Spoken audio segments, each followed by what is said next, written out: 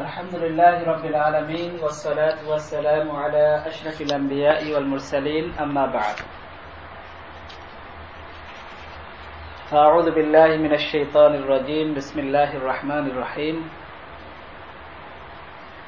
ওয়া রাব্বুকা ইয়াখলুকু মা ইয়াশা'ু ওয়া ইয়াখতার মা কানা লাহুমুল খিয়ারাতু সুবহানাল্লাহি ওয়া তাআলা আম্মা ইউশরিকুন সাদাকাল্লাহুল আযীম।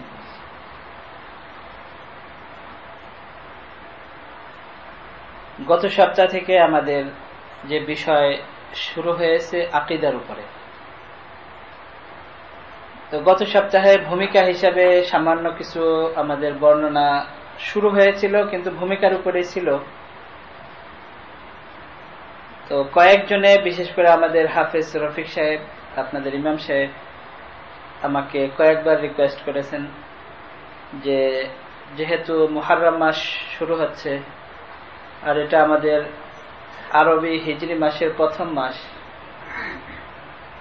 আর মুহররম মাসেরও অনেক গুরুত্ব আছে, আর যেহেতু এই মাসের ফজিলত আছে আর এর মধ্যে শরীয়ত বিরোধীও অনেক কাজকর্ম হয়, এই ব্যাপারে কিছু আলোচনা করা দরকার। এর মধ্যেও অনেক বিষয় চলে আসে যেটা কিছু ইবাদতের সাথে সম্পৃক্ত, কিছু আছে আকীদার সাথে সম্পৃক্ত। এই সব কথা আমাদের যখন আমরা আকীদার বর্ণনা করব তখনও আসবে, কিন্তু আজকে মাঝখানে শুধু মুহররম মাস সম্পর্কে এবং এই মাসের যে একটি বিশেষ দিন আশুরা, আশুরা আশির থেকে, আশারাতুন মানে 10, আশুরা মানে 10ম দিন, অর্থাৎ মুহররম মাসের 10 তারিখ, এর উপরে কিছু আলোচনা, এ ব্যাপারে কিছু ফাজাইল ফজিলত এবং কিছু মাসাইলও আছে এর উপরে। যেহেতু আমরা অনেক কিছু করি যা শরীয়ত বিরোধীও আছে, তো এই সম্পর্কে আজকে কিছু আলোচনা করা হবে।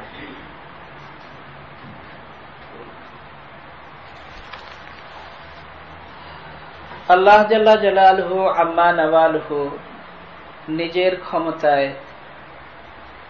এবং নিজের শক্তিতে আল্লাহ তাআলা সমস্ত কিছুর উপর ক্ষমতাবান। আল্লাহ তাআলা চান তার বান্দাদেরকে কোনো বাহানায় জাহান্নাম থেকে মুক্তি দিতে এবং জান্নাতে প্রবেশ করাতে।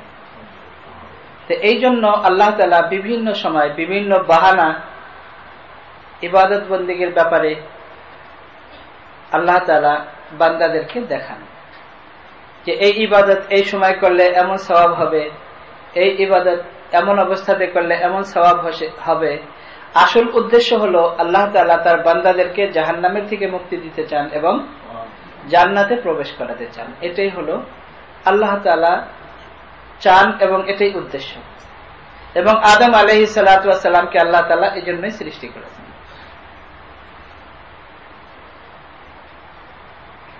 আমি যে আয়াতটি তিলাওয়াত করেছি,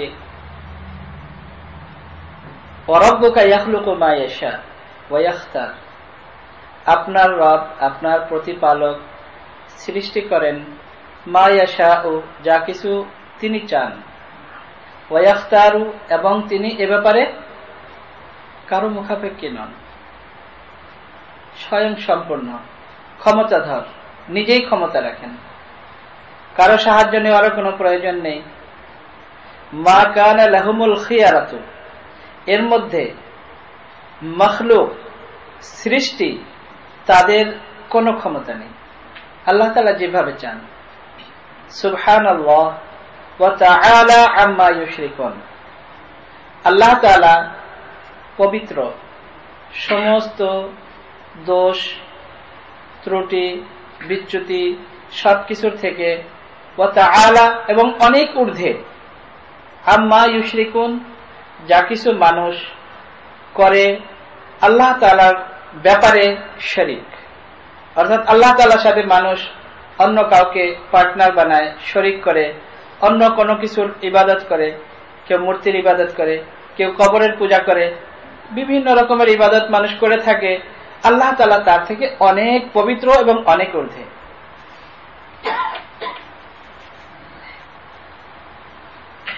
এবং উলামায়ে কেরামের মধ্যে যারা মুহাক্কিকিন, অনেক উপরের লেভেলের যারা,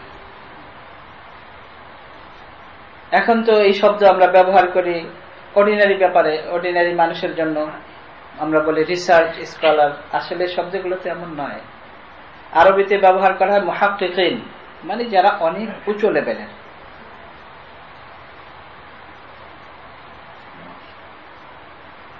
তারা বর্ণনা করেছেন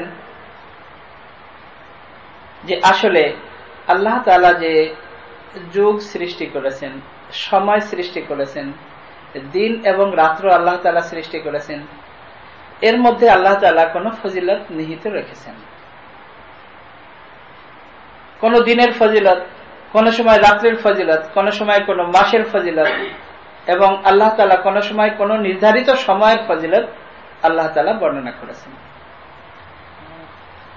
যেমন আল্লাহ তাআলা তার সৃষ্টির মধ্যে বিভিন্ন জিনিসের ফজিলত বর্ণনা করেছেন এবং অনেক পার্থক্য রেখেছেন।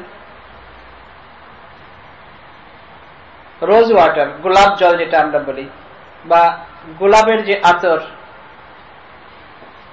এটাও দেখতে সাদা আর পেশাবও দেখতে সাদা। তো এই দুটার মধ্যে কি শুধু এটার মধ্যে গন্ধ আছে আর এটার মধ্যে নাই, এতটুকু পার্থক্য? না, এছাড়াও অনেক পার্থক্য। যেটাকে আল্লাহ তাআলা অনেক পবিত্র সৃষ্টি করেছেন এবং এটাকে অনেক অপবিত্র সৃষ্টি করেছেন। আর এটা আল্লাহ তাআলার কুদরত যে এমন একটা অপবিত্র জিনিস, নাপাক জিনিস, যেটা আল্লাহ তাআলা মানুষের পেটের মধ্যে রেখেছে, মানুষের পেট থেকে বের হয়।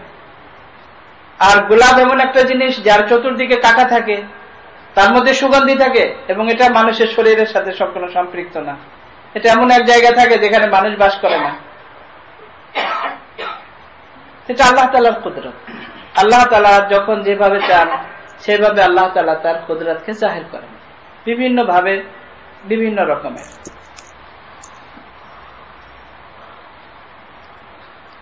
ঠিক এমনই ভাবে আল্লাহ তাআলার বিভিন্ন সৃষ্টির মধ্যে মানুষ আল্লাহ তাআলার অন্যতম সৃষ্টি এবং প্রধান সৃষ্টি।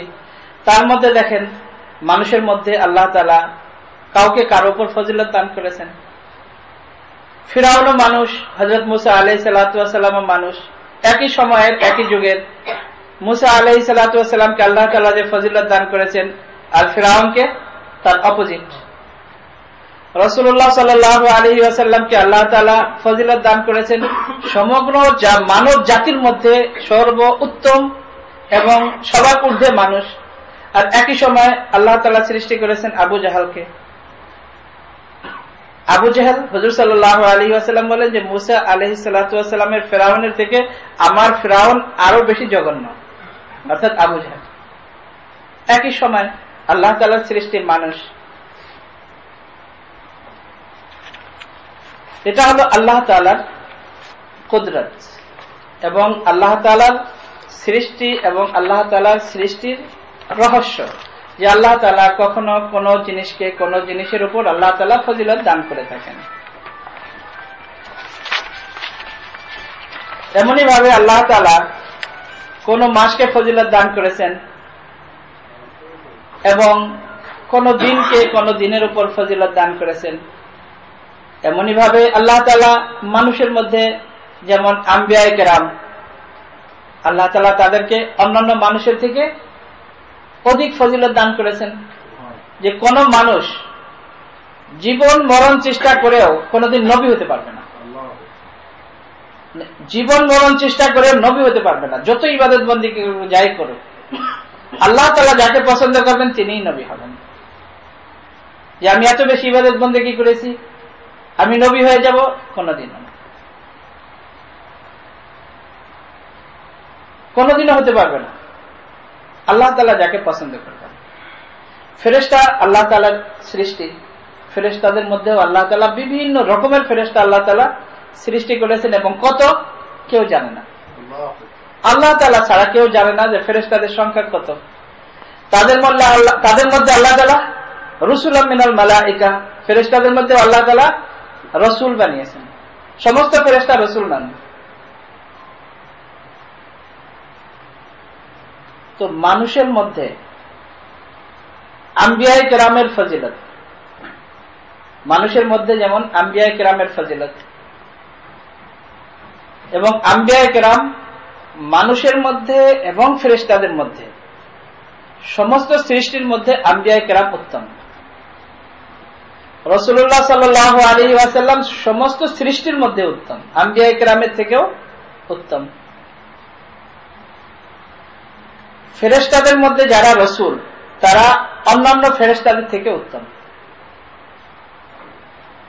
আর সাধারণ ফেরেশতা যারা তারা মানুষের থেকে উত্তম। তো আল্লাহ তাআলা এরকম ক্যাটাগরি বানিয়েছেন, কাউকে কারোর উপর প্রাধান্য দিয়েছেন। আল্লাহ তাআলা বলেন তিলকার রুসুল ফাদ্দালনা বা'দাহুম আলা বা'দ, যে এই সমস্ত ফেরেশতা, এই সমস্ত রাসূল, ফাদ্দালনা বা'দাহুম আলা বা'দ, তাদের মধ্যে কাউকে আমি কারোর উপর প্রাধান্য দিয়েছি। কিন্তু আমাদের জন্য লা নুফাররিকু বাইনা আহাদিন মির রাসূলি, লা নুফাররিকু, আমরা কোনো পার্থক্য করব না। হযরত আদম আলাইহিস সালাতু ওয়াস সালাম সর্বপ্রথম মানুষ, সর্বপ্রথম নবী, এবং হযরত ঈসা আলাইহিস সালাতু ওয়াস সালাম রাসূলুল্লাহ সাল্লাল্লাহু আলাইহি ওয়াসাল্লামের আগে সর্বশেষ নবী। মানে হযরত আদম আলাইহিস সালাতু ওয়াস সালাম থেকে নিয়ে হযরত ঈসা আলাইহিস সালাতু ওয়াস সালাম পর্যন্ত সমস্ত আম্বিয়া কেরামের উপরে আমরা এমন ভাবে ঈমান রাখি যেমন আমরা রাসূলুল্লাহ সাল্লাল্লাহু আলাইহি ওয়াসাল্লামের উপরও নবী হিসেবে ঈমান রাখি। হ্যাঁ, এটা ভিন্ন যে যখন যেই নবীর পিরিয়ড চলে তখন সেই নবীর উপর ঈমান রাখতেই হবে, এছাড়া অন্য নবীদের উপর ঈমান রাখতে হবে, কিন্তু তাদের শরীয়তের উপর আমল করা যাবে না। রাসূলুল্লাহ সাল্লাল্লাহু আলাইহি ওয়াসাল্লামকে আল্লাহ তাআলা সমস্ত নবীগণের উপর প্রাধান্য দিয়েছেন, তা আমরা সেই হিসাবে রাসূলুল্লাহ সাল্লাল্লাহু আলাইহি ওয়াসাল্লামের উপর ঈমান রাখি। এমনকি কোন নবীকে যদি, যেমন মনে করেন ইহুদি যারা রাসূলুল্লাহ সাল্লাল্লাহু আলাইহি ওয়াসাল্লামকে যদি গালি দেয়, খ্রিস্টান যারা রাসূলুল্লাহ সাল্লাল্লাহু আলাইহি ওয়াসাল্লামকে যদি গালি দেয়, তাহলে আমরা মুসলমান কি তাদের নবীদেরকে গালি দিতে পারবো? যদি আমরা কোন নবীকে গালি দিই আমাদের ঈমান শেষ হয়ে যাবে। ঈসা আলাইহিস সালাতু ওয়াস সালাম সম্পর্কে, হযরত মুসা আলাইহিস সালাতু ওয়াস সালাম সম্পর্কে যদি আমার মনে সামান্যতম কোনো ত্রুটি আমার মনে আসে, ঈসা আলাইহিস সালাতু ওয়াস সালাম এমন করেছেন, আমার ঈমান শেষ হয়ে যাবে। রাসূলুল্লাহ সাল্লাল্লাহু আলাইহি ওয়াসাল্লামের উপরও আমাদের যেমন ঈমান, সমস্ত আম্বিয়াদের উপর আমাদের তেমনি ঈমান।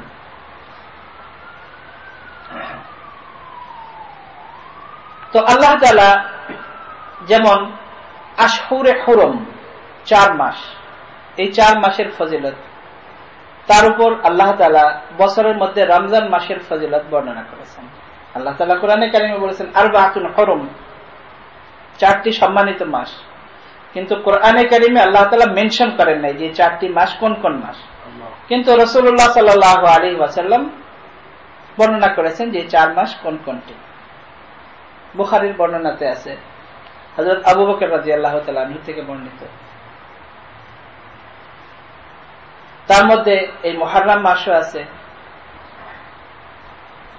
কিন্তু আমাদের সচেতন থাকতে হবে এই জন্য যে যে সমস্ত মাসের ফজিলত যেভাবে হাদিসে বর্ণিত আছে, তার মধ্যে আমরা নিজেদের অজ্ঞতার কারণে, মূর্খতার কারণে অনেক সময় যেই মাসের যেমন ফজিলত, যেই রাত্রের ফজিলত, যেই দিনের ফজিলত যেইভাবে আছে সেইভাবে আমরা যথাযথভাবে পালন করি না, কিন্তু যার ফজিলত তার থেকে কম বা ফজিলত নেই বা ফজিলত আছে কিন্তু আমরা যেটাকে ফজিলত যেইভাবে মনে করি সেইভাবে নেই, কিন্তু আমরা অনেক বেশি অতিরঞ্জিত করি।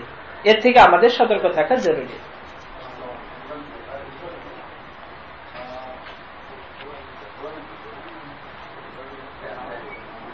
বছরে 12টি মাস আল্লাহ তাআলা কোরআনে কারিমে বলেছেন ইন্না ইনদাল্লাহি 12 শাহরান ফি কিতাবিল্লাহ। 12টি মাস ফি কিতাবিল্লাহ মানে কোরআনে কারিমে নয়, ফি কিতাবিল্লাহ মানে ফি লাওহিল মাহফুজ। অনেক সময় মানুষ ধোঁকা খেয়ে যায়, যেরকম যারা হাদিসকে অমান্য করে, হাদিস মানে না, তারা বলে যে আমরা কোরআনে কারিমকে যথেষ্ট মনে করি, হাদিসের কোনো প্রয়োজন নেই। যদি কেউ হাদিসকে না মানে তাহলে কি কোরআনকে মানা হবে? তারা কোরআনে কারিমের আয়াত থেকেই আল্লাহ তাআলা কোরআনে বলেছেন ইউদিল্লু বিহি কাসীরা ওয়া ইয়াহদি বিহি কাসীরা ওয়া মা ইউদিল্লু বিহি ইল্লাল ফাসিকিন। কোরআনে কারীম হুদাল লিন-নাস, হুদাল লিল মুত্তাকিন, মানুষের জন্য গাইডেন্স, এবং যারা মুত্তাকি, যারা আল্লাহকে ভয় করে তাদের জন্য গাইডেন্স। মুত্তাকি কাকে বলে, তাকওয়ার স্তর কি, এগুলো আমরা আকিদার বর্ণনা যখন করব তখন আসবে। তো যারা খুদা ভীরু, আমরা যে তর্জমা করে থাকি, আল্লাহকে যারা ভয় করে তাদের জন্য গাইডেন্স। ওয়া মা ইউদিল্লু বিহি ইল্লাল ফাসিকিন, কিন্তু অনেক এই কোরআনে কারীম থেকে পথভ্রষ্ট হয়ে যায়, গোমরাহ হয়ে যায়। এবং যারাই গোমরাহ হয় আল্লাহ তাআলা বলেন ইল্লাল ফাসিকিন, যারা ফাসিক তারাই পথভ্রষ্ট হয়। ফাসিক মানে যারা সীমা লঙ্ঘন করে তারাই ফাসিক। এখন এই সীমা লঙ্ঘনের স্তর আছে। কেউ সীমা লঙ্ঘন এই পর্যন্ত করে যে সে মুশরিক হয়ে যায়, কেউ সীমা লঙ্ঘন এই পর্যন্ত করে সে কাফের হয়ে যায়, কেউ সীমা লঙ্ঘন এই পর্যন্ত করে যে শরীয়তের আদেশ নিষেধ পালন করে না। তো ফাসিক কিন্তু মুশরিক সেও ফাসিক, কাফের সেও ফাসিক, এবং যারা শরীয়তের সীমা লঙ্ঘন করে তারাও ফাসিক।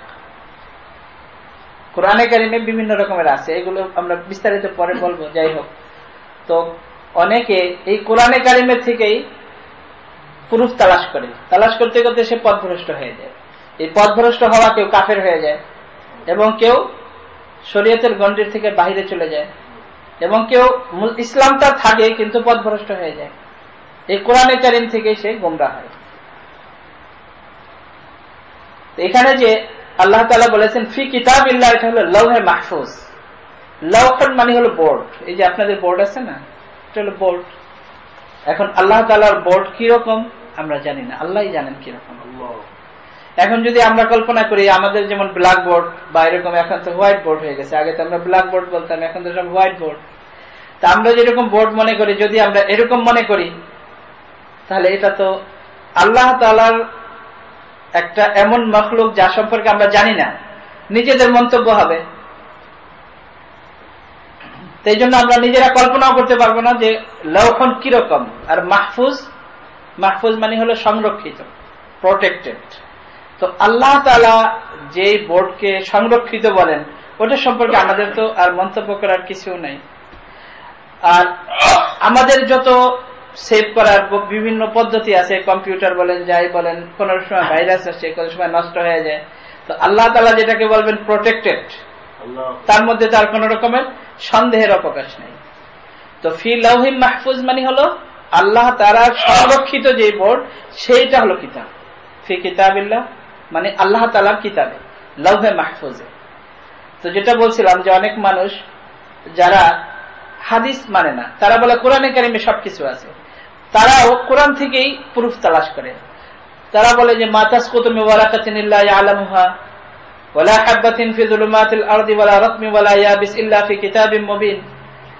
ফি কিতাবিম মুবিন মানে ওপেন বুক, মানে এর মধ্যে সবকিছু আছে। তো যেহেতু তারা এই কিতাবিম মুবিন বলে কোরআনে কারীম, অথচ আল্লাহ তাআলা কোরআনে কারীম বলেন না, আল্লাহ তাআলা ফি কিতাবিম মুবিন মানে লাউহে মাহফুজ। কিন্তু যারা গুমরাহ হয়ে যায় তারা বলে সবকিছু যেহেতু কোরআনের মধ্যে আছে, তাহলে ফাবিআইয়ি হাদিসিন বা'দাহু ইউমিনুন, এরপর তোমরা কোন হাদিসের উপর ঈমান আনো। তো কোরআন থেকেই তারা পথভ্রষ্ট হয়ে যায়। যাই হোক, তো আল্লাহ তাআলার কাছে 12টি মাহিনা, 12টি মাস। হযরত আব্দুল্লাহ ইবনে আব্বাস রাদিয়াল্লাহু তাআলা আনহুমা থেকে বর্ণিত যে যে সমস্ত মাস আরবাতুন হুরুম আল্লাহ তাআলা এই আয়াতে বর্ণনা করেছেন। আরবাতুন হুরুম, 4টি সম্মানিত মাস। এই 4টি সম্মানিত মাস এবং রমজানুল মুবারক, এই সমস্ত মাসে, এই সমস্ত সময়ে এবং যেই রাত্রি, এতে ইবাদত বন্দেগী করলে যেমন সওয়াব বেড়ে যায়, এর মধ্যে গুনাহ করলেও কিন্তু গুনাহ অনেক মারাত্মক হয়ে যায়। যেমন কেউ যদি হারামে বাইতুল্লাহতে ইবাদত করে, 1 রাকাত নামাজে 1 লক্ষ রাকাত নামাজের সওয়াব পায়। কেউ যদি মসজিদে নববীতে 1 রাকাত নামাজ পড়ে, তাহলে সহিহ হাদিস অনুযায়ী 1000 রাকাত নামাজের সওয়াব হয়, এবং অন্য রিওয়ায়াতে 50,000 রাকাত নামাজের সওয়াব হয়। এই হাদিসের ব্যাপারে অনেকে জয়ীফ বলে মন্তব্য করেছেন। তো ফজিলতের ব্যাপারে জয়ীফ হাদিস আমল করা যায়, কোনো অসুবিধা নেই।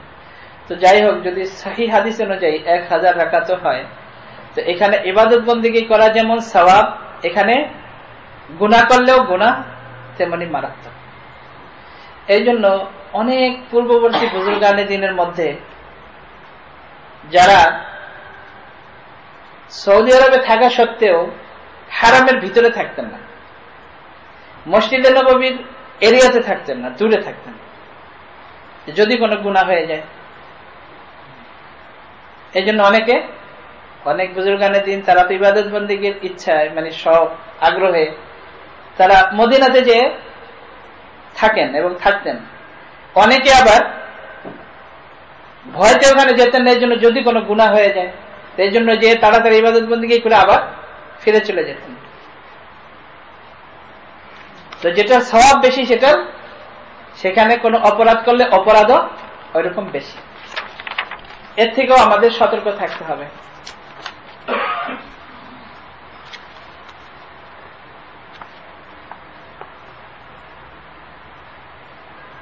হযরত আবু বকর রাদিয়াল্লাহু তাআলা আনহু থেকে বর্ণিত, হযরত রাসূলুল্লাহ সাল্লাল্লাহু আলাইহি ওয়াসাল্লাম ইরশাদ করেছেন,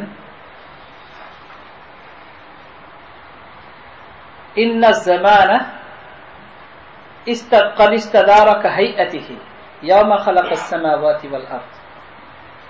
বুখারীর হাদিস, যে অবশ্যই জামানা ফিরে তার আসল গতির উপর চলে এসেছে। অর্থাৎ আল্লাহ তাআলা যে সময়কে, জামানাকে সৃষ্টি করেছেন, এবং আল্লাহ তাআলা ইরশাদ করেছেন যে আল্লাহ তাআলার লৌহে মাহফুজে, অর্থাৎ আল্লাহ তাআলার হিসাবে দুনিয়াতে 12টি মাস। এই 12টি মাসের মধ্যে যেরকম কোরআনে কারিমে আমরা পড়লাম, মিনহা আরবাআতুন হুরুম, 4টা সম্মানিত মাস এখানে, এবং এটা হযরত ইব্রাহিম আলাইহিস সালাতু ওয়াস সালামের থেকে এইভাবে চলে আসছে। এর আগের ব্যাপারে ইতিহাসে তেমন কিছু পাওয়া যায় না, কিন্তু হযরত ইব্রাহিম আলাইহিস সালাতু ওয়াস সালামের সময় থেকে এই 12 মাসকে এইভাবেই পালন করে আসছে। আর যেহেতু মক্কার মুশরিক যারা, তারাও আল্লাহ তাআলার সাথে শিরিক করা সত্ত্বেও, যদি আপনারা পিছনের দিকে যান, হযরত ইব্রাহিম আলাইহিস সালাতু ওয়াস সালাম নিজের বাড়ি ঘর, বাপ মা সবকিছু ছেড়ে এসেছিলেন কিসের জন্য? মূর্তি পূজা যেন না করতে হয়, এই জন্য। আর মক্কার মুশরিক যারা, তারা কি করত? আল্লাহর ঘরের মধ্যে, যে ঘর হযরত ইব্রাহিম আলাইহিস সালাতু ওয়াস সালাম তৈরি করেছেন হযরত ইসমাঈল আলাইহিস সালাতু ওয়াস সালামকে নিয়ে, সেই ঘরের মধ্যে 360টি মূর্তি রেখেছে। তারপরেও জুলুম হলো এই, তারা দাবি করত যে আমরা মিল্লাতে ইব্রাহিমের উপরে আছি, আমরা ইব্রাহিম আলাইহিস সালামের ধর্মের উপরে আছি। কি বলেন, ইব্রাহিম আলাইহিস সালামের ধর্মের উপরে? ইব্রাহিম আলাইহিস সালাতু ওয়াস সালাম তো সবকিছু ছেড়ে চলে এসেছিলেন এই জন্য যে তার পুরা বংশ, এলাকা, গোষ্ঠী, বাপ মা সবকিছু মূর্তি পূজা করে। মূর্তি পূজার জন্য ছোট বয়স থেকে নিয়ে এত ত্যাগ তিতিক্ষা, এত কিছু স্যাক্রিফাইস করেছেন, এবং আল্লাহর ঘর তৈরি করেছেন খালেস একনিষ্ঠ এক আল্লাহ তাআলার ইবাদতের জন্য। আর এই ঘরের মধ্যেও 360টি মূর্তি রাখার পরেও তাদের দাবি ছিল যে আমরা ইব্রাহিম আলাইহিস সালামের ধর্মের উপরে আছি। যাই হোক, তারপরেও যদিও তারা ছিল না, কিন্তু অনেক কিছু তারা মনে করতো যে আমরা ইব্রাহিম আলাইহিস সালামের ধর্মের উপরে আছি, অনেক কিছু আমরা করি। তার মধ্যে এটাও একটা ছিল যে ইব্রাহিম আলাইহিস সালাতু ওয়াস সালামের সময় থেকে এই 4টি মাস সম্মানিত। এই 4টি মাসের মধ্যে 3টা হলো কন্টিনিউ, 3টা হলো যুলকাদা, এরপরে হলো জিলহজ মাস, যেটা হজের মাস, এরপরে হলো একটা মুহররম। তো জিলকাদা, জিলহজ আর মুহররম 3টা হলো একাধারে কন্টিনিউ। আর আরেকটা হলো রজব মাস। রজব মাস কিন্তু অনেক পরে যে আসে, হিসাব করে দেখেন, রমজানের আগে রজব, শাবান, রমজান। তো মুহররম থেকে চলে আসেন সফর, রবিউল আউয়াল, রবিউল সানি, জুমাদুল উলা, জুমাদুল উখরা, রজব, মাঝখানে আরো 5 মাস। তো এই 4টা মাস হলো সম্মানিত মাস, আরবাতুন হুরুম। কোরআনে কারিমে কিন্তু বলা হয়েছে 4টি সম্মানিত মাস, কিন্তু এই 4টি মাসের নাম উল্লেখ নেই। বুখারীর হাদিসে রাসূলুল্লাহ সাল্লাল্লাহু আলাইহি ওয়াসাল্লাম 4টি মাসের নাম উল্লেখ করেছেন।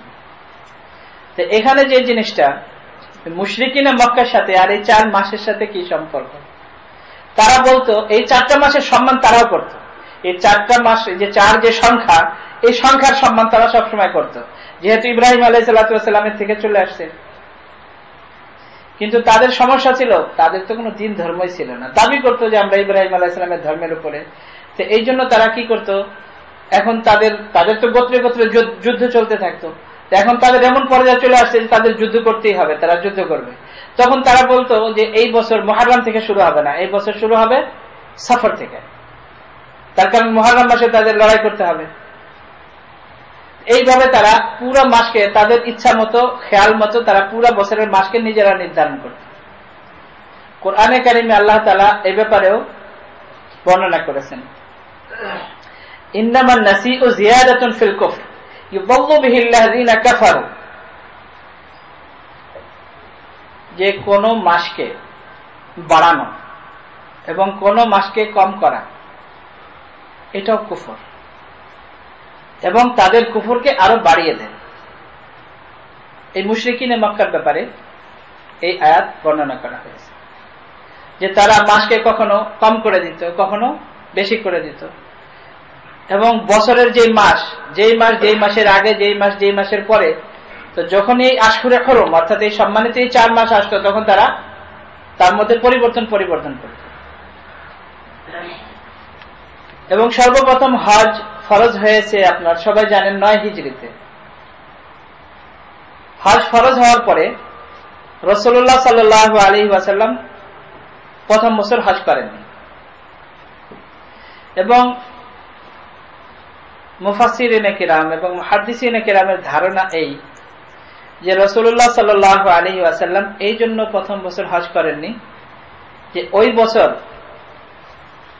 জিলহজ মাস যেইভাবে নির্ধারিত ইব্রাহিম আলাইহিস সালামের যুগ থেকে, বরং আল্লাহ তাআলার সৃষ্টির থেকে যেভাবে চলে আসছিল, যেহেতু ইব্রাহিম আলাইহিস সালাম থেকে তো মক্কার মুশরিকরা মনে করত, কিন্তু এটা তো আরো আগে থেকে চলে আসছিল।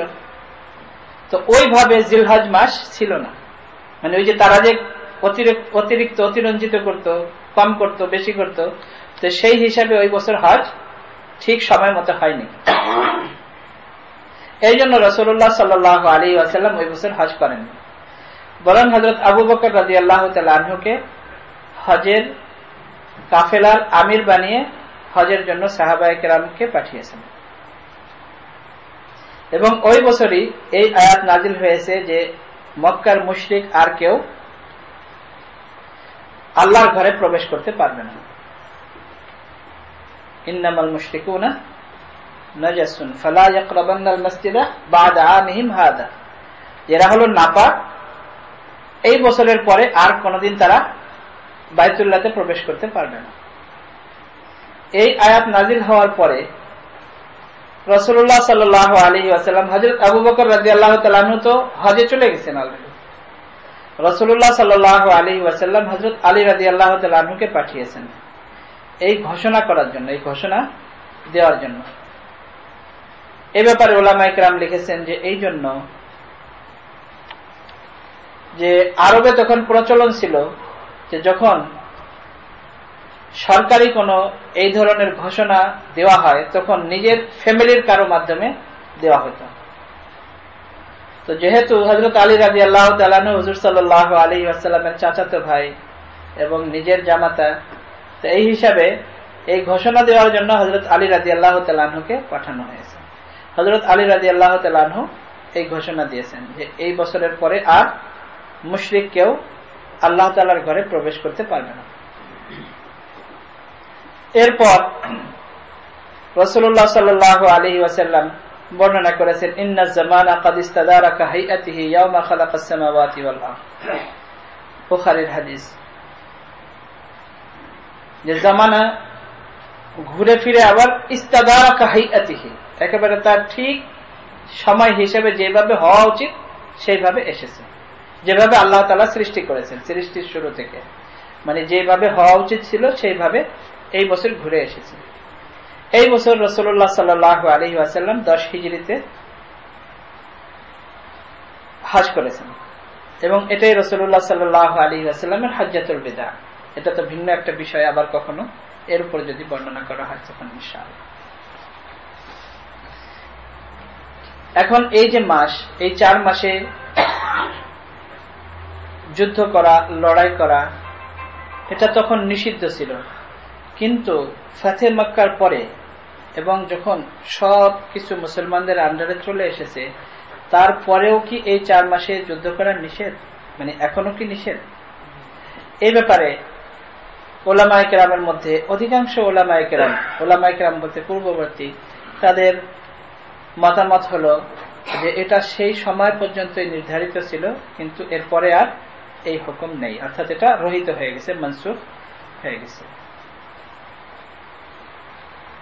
কিছু কিছু উলামায়ে কেরাম বলেন যে এখনো এটা কার্যকরী হবে যদি এরকম হয়, কিন্তু অধিকাংশ উলামায়ে কেরামের মতামত হলো যেটা রহিত হয়ে গেছে, এর হুকুম আর এখন বাকি নেই। এটা হলো এই 4 মাস। এই 4 মাসের মধ্যে মুহররম, এই 4 মাসের মধ্যেও মুহররম মাসের ফজিলত একটু ভিন্ন।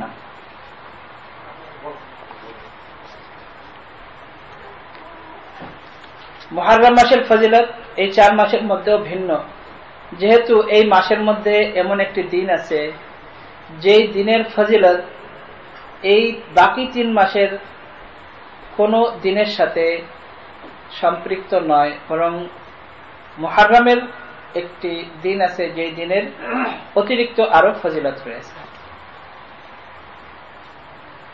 হযরত আবু হুরায়রা রাদিয়াল্লাহু তাআলা আনহু থেকে বর্ণিত তিরমিজি শরীফের হাদিস, তিনি ইরশাদ করেন যে রাসূলুল্লাহ সাল্লাল্লাহু আলাইহি ওয়াসাল্লাম ইরশাদ করেছেন যে রমজান মাসের পর সবচেয়ে উত্তম মাস হলো মুহররম, এবং এই মাসের রোজা রাখাও রমজান মাসের রোজার পরে সবচেয়ে বেশি ফজিলত। হযরত আলী রাদিয়াল্লাহু তাআলা আনহু থেকে বর্ণিত, তিনি বলেন যে আমি রাসূলুল্লাহ সাল্লাল্লাহু আলাইহি ওয়াসাল্লামের খিদমতে উপস্থিত ছিলাম। এক ব্যক্তি আসলো এবং সে রাসূলুল্লাহ সাল্লাল্লাহু আলাইহি ওয়াসাল্লামকে জিজ্ঞেস করলো, ইয়া রাসূলুল্লাহ, রমজান মাসের পরে যদি আমি অন্য কোন মাসের রোজা রাখতে চাই তাহলে কোন মাসে আমার জন্য রাখা উচিত? রাসূলুল্লাহ সাল্লাল্লাহু আলাইহি ওয়াসাল্লাম ইরশাদ করেন যে রমজান মাসের পরে যদি তুমি রোজা রাখতে চাও তাহলে মুহররম মাসে রোজা রাখা তোমার জন্য উত্তম, এই জন্য যেটা আল্লাহ তাআলার মাস। এর আগে বলা হয়েছে যে ইন্না ইনদাল্লাহি, আল্লাহ তাআলার নিকট তো 12 মাস সবই আল্লাহ তাআলার, কিন্তু কখনো কখনো আল্লাহ তাআলার সাথে কোন শব্দকে এই জন্য কানেক্ট করা হয় ওই জিনিসের ফজিলত বর্ণনা করার জন্য। যেরকম মসজিদকে বলা হয় বাইতুল্লাহ, আল্লাহ তাআলার ঘর, মসজিদের ফজিলত বর্ণনা করার জন্য। তো ঠিক এরকম রূহুল্লাহ, আল্লাহ তাআলার রূহ, কিন্তু জগতের যত রূহ সব আল্লাহ তাআলার, কিন্তু হযরত ঈসা আলাইহিস সালাতু ওয়াস সালামের জন্য ব্যবহার করা হয়েছে রূহুল্লাহ, আল্লাহ তাআলার রূহ, সম্মানের জন্য। যেরকম বাইতুল্লাহ, এরকম খাস খাস কোন জিনিস আল্লাহ তাআলার সাথে সম্পৃক্ত করা হয় ওই জিনিসের ফজিলত বর্ণনা করার জন্য।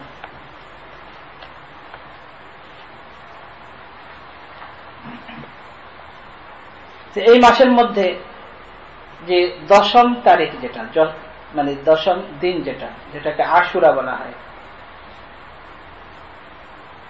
এই দিন রাসূলুল্লাহ সাল্লাল্লাহু আলাইহি ওয়াসাল্লাম রোজা রাখতেন এবং সাহাবায়ে কেরামকেও রোজা রাখার আদেশ করতেন।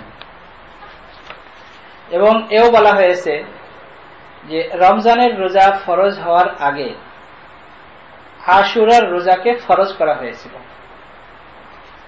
কিন্তু যখন রমজানের রোজা ফরজ করা হয় তখন এই আশুরার রোজাকে মুসলমানদের জন্য আর ফরজ রাখা হয়নি, বরং তাদের জন্য মুস্তাহাব করে দেওয়া হয়েছে। যদি কেউ রাখে তাহলে সওয়াব, আর যদি না রাখে তাহলে কোনো গুনাহ হবে না। তবে এই দিন রোজা রাখার ফজিলত রাসূলুল্লাহ সাল্লাল্লাহু আলাইহি ওয়াসাল্লাম বর্ণনা করেছেন যে এই দিন যদি কেউ রোজা রাখে তাহলে তার পিছনের 1 বছরের গুনাহ আল্লাহ তাআলা মাফ করে দেবেন। রাসূলুল্লাহ সাল্লাল্লাহু আলাইহি ওয়াসাল্লাম অধিকাংশ বিষয়ে যেখানে আল্লাহ তাআলার কোনো আদেশ না পেতেন সরাসরি, এরকম বিষয়ে আহলে কিতাব, অর্থাৎ মদিনাতে যেহেতু ইহুদ ছিল, তো রাসূলুল্লাহ সাল্লাল্লাহু আলাইহি ওয়াসাল্লাম ইহুদিদের আমলকে পছন্দ করতেন। মানে একদিকে হলো একেবারে শরীয়ত বিরোধী, আর একদিকে হলো ইহুদিদের আমল। আর আল্লাহ তাআলার পক্ষ থেকে কোনো এখনো পর্যন্ত কোনো ওয়াহী রাসূলুল্লাহ সাল্লাল্লাহু আলাইহি ওয়াসাল্লাম পাননি। এমন অবস্থাতে ইহুদিদের আমলকে রাসূলুল্লাহ সাল্লাল্লাহু আলাইহি ওয়াসাল্লাম পছন্দ করতেন। এবং এর উদাহরণ অনেক। যখন ইহুদিদের বলতে আহলে কিতাব, খ্রিস্টানও হতে পারে, অর্থাৎ আহলে কিতাব যারা, তাদের আমলকে পছন্দ করতেন। যেমন গলিবাতির রোম, সূরাতুর রোম যে আপনারা পড়েন, গলিবাতির রোম ফি আদনাল আরদ যে আপনারা পড়ে থাকেন, তখন যুদ্ধ চলছিল পারস্য সম্রাটের সাথে আর রোমান সম্রাটের সাথে, রোম সম্রাটের সাথে। তো পারস্য সম্রাট অর্থাৎ পার্সিয়ান যারা, তারা হলো অগ্নিপূজক ছিল, আর রোমান এম্পায়ার যারা, তারা ছিল খ্রিস্টান, ঈসা আলাইহিস সালামের ধর্মের উপরে ছিল। তখন রাসূলুল্লাহ সাল্লাল্লাহু আলাইহি ওয়াসাল্লাম মনে মনে তাদেরকে সমর্থন করতেন। যারা অগ্নিপূজক তাদেরকে সমর্থন করতেন না, বরং রাসূলুল্লাহ সাল্লাল্লাহু আলাইহি ওয়াসাল্লাম মনে মনে সমর্থন করতেন আহলে কিতাবদেরকে, খ্রিস্টানদেরকে, যেহেতু তারা আহলে কিতাব। হ্যাঁ, যখন কোন দিক নির্দেশনা পেয়ে যেতেন তখন রাসূলুল্লাহ সাল্লাল্লাহু আলাইহি ওয়াসাল্লাম আর দুটার মধ্যে কাউকে পছন্দ করতেন না। তখন যেটা আল্লাহ তাআলার পক্ষ থেকে নির্দেশ আসতো সেদিকেই রাসূলুল্লাহ সাল্লাল্লাহু আলাইহি ওয়াসাল্লাম আমল করতেন।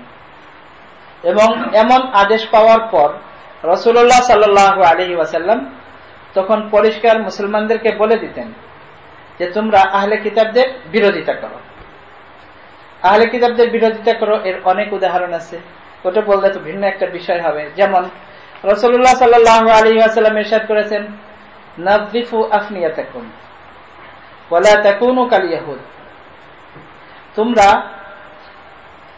তোমাদের বাড়ির আঙিনাকে পরিষ্কার রাখো। উঠান বলি আমরা, আঙিনা বলি। এখন আমরা এই দেশে তো উল্টা, এই দেশে ব্যাকইয়ার্ড, আমাদের দেশে তো আঙিনা সামনে, এই দেশে ব্যাকইয়ার্ড। যাই হোক, তোমরা তোমাদের আঙিনাকে পরিষ্কার রাখো। ওয়ালা তাকুনু কাল ইয়াহুদ, তোমরা ইহুদিদের মতো অপরিষ্কার হবে না। এখন তো মনে আমরাই অপরিষ্কার হয়ে গেছি। হুজুর সাল্লাল্লাহু আলাইহি ওয়াসাল্লামের এই আদেশের থেকে আমরা মুসলমানরা অনেক বিচ্যুত হয়ে গেছি, বরং মনে হয় ইহুদিরাই আমাদের থেকে পরিষ্কার হবে এখন, তাদের বাড়িগুলো, যেটা হুজুর সাল্লাল্লাহু আলাইহি ওয়াসাল্লাম আমাদেরকে আদেশ করেছিলেন এক সময় মদিনাতে। সাহাবায়ে কেরামকে বলেছেন যে তোমরা সবসময় তোমাদের ঘরের আঙিনাকে পরিষ্কার রাখো, ইহুদিদের মতো নোংরা হবে না। রাসূলুল্লাহ সাল্লাল্লাহু আলাইহি ওয়াসাল্লাম আদেশ করেছেন যে তোমাদের দাড়ি যাদের সাদা হয়ে যায়, রিয়াদুস সালেহিন আছে আপনাদের এখানে, রিয়াদুস সালেহিনে ওই হাদিসটা আছে এবং সহিহ হাদিস। ইমাম নববী রাহমাতুল্লাহ আলাইহি যে সমস্ত হাদিসগুলো রিয়াদুস সালেহিনে বর্ণনা করেছেন সব সহিহ হাদিস বর্ণনা করেছেন সনদ অনুযায়ী। রাসূলুল্লাহ সাল্লাল্লাহু আলাইহি ওয়াসাল্লাম বলেছেন যে তোমরা সবাই খিজাব লাগাও, দাড়িতে খিজাব লাগাও। তোমরা ইহুদিদের মতো হয় না, অর্থাৎ ইহুদিদের বিরোধিতা করো, খালিফুল ইহুদ। ইহুদিরা কখনো খিজাব লাগায় না, সহিহ হাদিস। এরকম বিভিন্ন জিনিসে হুজুর সাল্লাল্লাহু আলাইহি ওয়াসাল্লাম আহলে কিতাবদের বিরোধিতা করেছেন যখন আল্লাহ তাআলার পক্ষ থেকে নির্দেশ পেয়েছেন। ঠিক এই আশুরার রোজার ব্যাপারেও রাসূলুল্লাহ সাল্লাল্লাহু আলাইহি ওয়াসাল্লাম দশম মুহররম, যেটাকে আশুরা বলা হয়, আশুরার রোজা রাখতেন। এবং এটা ইসলামের আগেও রাখতেন। ইসলামের আগেও রাখতেন এই জন্য, যেটা আপনাদেরকে বলা হয়েছে যে মক্কার মুশরিক যারা, তারাও মনে করত যে আমরা ইব্রাহিম আলাইহিস সালাতু ওয়াস সালামের ধর্মের উপরে আছি, আর সেই হিসাবে বনি ইসরায়েলকেও তারা সম্মান করত। তারা পালন কিছুই করত না, কিন্তু সম্মান করত। হযরত মূসা আলাইহিস সালাতু ওয়াস সালাম এবং বনি ইসরায়েল মুক্তি পেয়েছিলেন ফিরাউনের থেকে, এবং ফিরাউন ধ্বংস হয়েছিল এই দিনে। এই কারণে ইহুদিরা রোজা রাখত। তো মক্কার মুশরিকরাও এই দিন রোজা রাখত। রাসূলুল্লাহ সাল্লাল্লাহু আলাইহি ওয়াসাল্লামও এই আশুরার রোজা রেখেছেন ইসলামের পূর্বেও।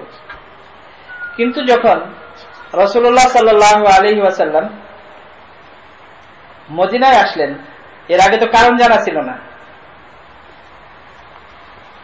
মনে করতেন যে এই রোজা রাখতে হয়। হুজুর সাল্লাল্লাহু আলাইহি ওয়াসাল্লাম রেখেছেন।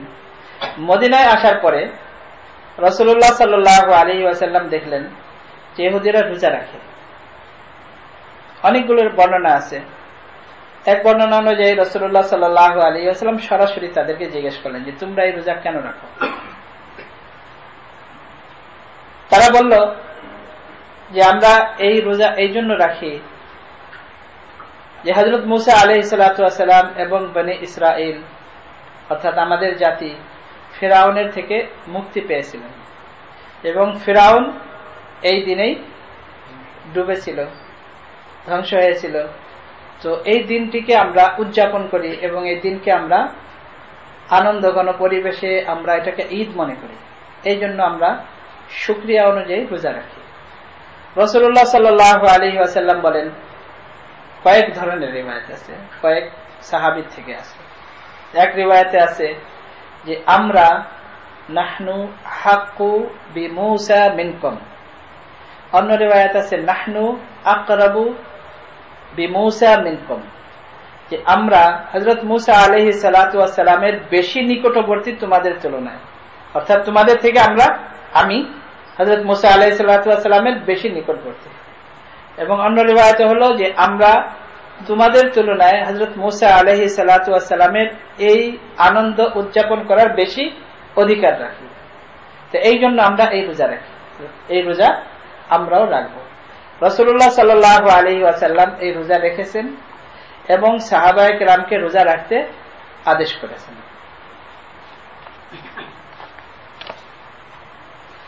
তো রাসূলুল্লাহ সাল্লাল্লাহু আলাইহি ওয়াসাল্লাম রোজা এইভাবে রাখতেছিলেন এবং এই রোজা রাখতে রাখতে রাখতে রাখতে এক বছর রাসূলুল্লাহ সাল্লাল্লাহু আলাইহি ওয়াসাল্লাম, ওই যে বললাম যে রাসূলুল্লাহ সাল্লাল্লাহু আলাইহি ওয়াসাল্লাম যতদিন পর্যন্ত আল্লাহ তাআলার পক্ষ থেকে এই ব্যাপারে কোনো নির্দেশনা না পেতেন ততক্ষণ পর্যন্ত আহলে কিতাবের এই আমলকে পছন্দ করতেন। তো যেহেতু আশুরার রোজা শুধু একদিনের রোজা, এরাও রাখতো, ইহুদিরাও রাখতো। রাসূলুল্লাহ সাল্লাল্লাহু আলাইহি ওয়াসাল্লাম ইসলামের পরে, এটা মদিনাতে, হুজুর সাল্লাল্লাহু আলাইহি ওয়াসাল্লাম রাখতেন এবং সাহাবায়ে কেরামকেও রাখতে উৎসাহিত করতেন। কিন্তু রাসূলুল্লাহ সাল্লাল্লাহু আলাইহি ওয়াসাল্লাম মক্কাতেও এই রোজা রেখেছেন। বুখারীর রিওয়ায়াত হযরত আয়েশা রাদিয়াল্লাহু তাআলা আনহা থেকে বর্ণিত যে মক্কাতেও রেখেছেন, ইসলামের পূর্বেও রেখেছেন এবং ইসলামের পরেও। এটা তো মদিনার ঘটনা। কিন্তু যখনই আল্লাহ তাআলার পক্ষ থেকে এমন কোন নির্দেশনা পেতেন তখন রাসূলুল্লাহ সাল্লাল্লাহু আলাইহি ওয়াসাল্লাম আহলে কিতাবের বিরোধিতা করতেন এবং সাহাবায়ে কেরামকে বিরোধিতা করার আদেশ করতেন।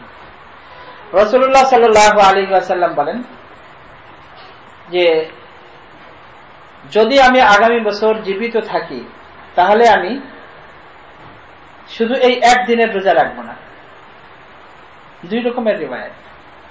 এক রকমের রিওয়ায়াত হলো, দুই রকমের বলতে দুইটি রিওয়ায়াত নয়, রিওয়ায়াত অনেকগুলো, হাদিস অনেকগুলো, কিন্তু দুই ধরনের রিওয়ায়াত। একটা হলো যে আমি একদিন আগে এবং একদিন পরে, অর্থাৎ 3 দিন রোজা রাখবো, একদিন আগে এবং একদিন পরে, অর্থাৎ 9, 10, 11। আর অন্যরকম যে বর্ণনা রিওয়ায়াত তাতে আছে যে আমি শুধু একদিন রোজা রাখবো না, এর আগের দিন এবং ওই দিন রাখবো, অথবা ওই দিন এবং তার পরের দিন রাখবো। এই দুই ধরনের বর্ণনা। হাদিস অনেকগুলো, হাদিস কিন্তু দুটো না, হাদিস অনেকগুলো, কিন্তু এই দুই ধরনের বর্ণনা। তো এখন 3 রকমের হয়ে গেল। একটা হলো যে একদিন আগে এবং ওই দিন, আরেকটা হলো ওই দিন এবং পরের দিন, 2 রকম। আর আরেকটা হলো যে একদিন আগে, ওই দিন এবং পরের দিন, 3 রকমের। এই 3 রকমের বর্ণনার মধ্যে যে কোনোটার উপর যদি কেউ আমল করে তাহলে উত্তম। এবং মুহাক্কিকিন উলামায়ে কেরাম শুধু 10 তারিখের রোজাকে, শুধু 10 তারিখ রোজা রাখাকে মাকরুহ তানজিহি বলেছেন। মাকরুহ কারিহা ইয়াকরাহু কারাহাতান, অপছন্দ। কারিহা, মাকরুহ শব্দের অর্থ হলো অপছন্দনীয়। সেটাকে আমরা ভাগ করে থাকি মাকরুহ তাহরিমি এবং তানজিহি। মাকরুহ তাহরিমি মানে হলো এমন অপছন্দ যেটা হারাম, এমন অপছন্দ যেটা হারাম, কিন্তু এটাকে সরাসরি হারাম কেন বলা হয় না? এটা হলো ফুকাহায়ে কেরামের সতর্কতা। এই জন্য যতক্ষণ পর্যন্ত অকাট্য কোনো দলিল প্রমাণ এবং কোরআনের কোনো আয়াত নির্দেশিত না থাকে ততক্ষণ পর্যন্ত এটাকে সরাসরি ফুকাহায়ে কেরাম হারাম বলেন না। কিন্তু হাদিস এবং কোরআনের আলোকে জিনিসটা অবৈধ এবং হারাম, কিন্তু তারপরেও ফুকাহায়ে কেরাম সতর্কতার জনিত কারণে এটাকে হারাম বলেন না, বরং বলেন মাকরুহ তাহরিমি, অর্থাৎ খুবই অপছন্দনীয় কিন্তু হারাম। আরেকটা হলো মাকরুহ তানজিহি, নাজ্জাহা ইউনাজ্জিহু তানজিহুন মানে হলো বেঁচে থাকা।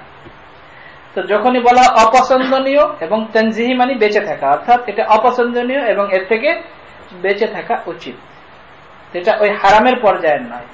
তো ঠিক এই 10 তারিখের রোজা রাখা, শুধু 10 তারিখের রোজা রাখা, এটা মাকরুহ তানজিহি, অর্থাৎ বেঁচে থাকা উচিত। যদি কেউ রাখে তাহলে একদিন আগে এবং ওই দিন, অথবা ওই দিন এবং তার পরের দিন, অথবা 9, 10, 11 3 দিন, এটাই রাখা উত্তম।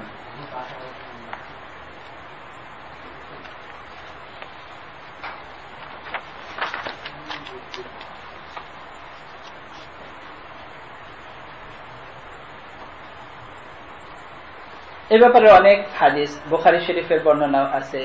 বুখারী শরীফে বেশ কয়েকটি হাদিস এবং তিরমিজি শরীফের হাদিস, হযরত আব্দুল্লাহ ইবনে আব্বাস রাদিয়াল্লাহু তাআলা আনহুমা থেকে বর্ণিত, রুবাই ইবনে মুআব্বিস রাদিয়াল্লাহু তাআলা আনহা থেকে বর্ণিত। এই হাদিসটি তিরমিজির, মুসলিম শরীফের এবং তিরমিজি শরীফের।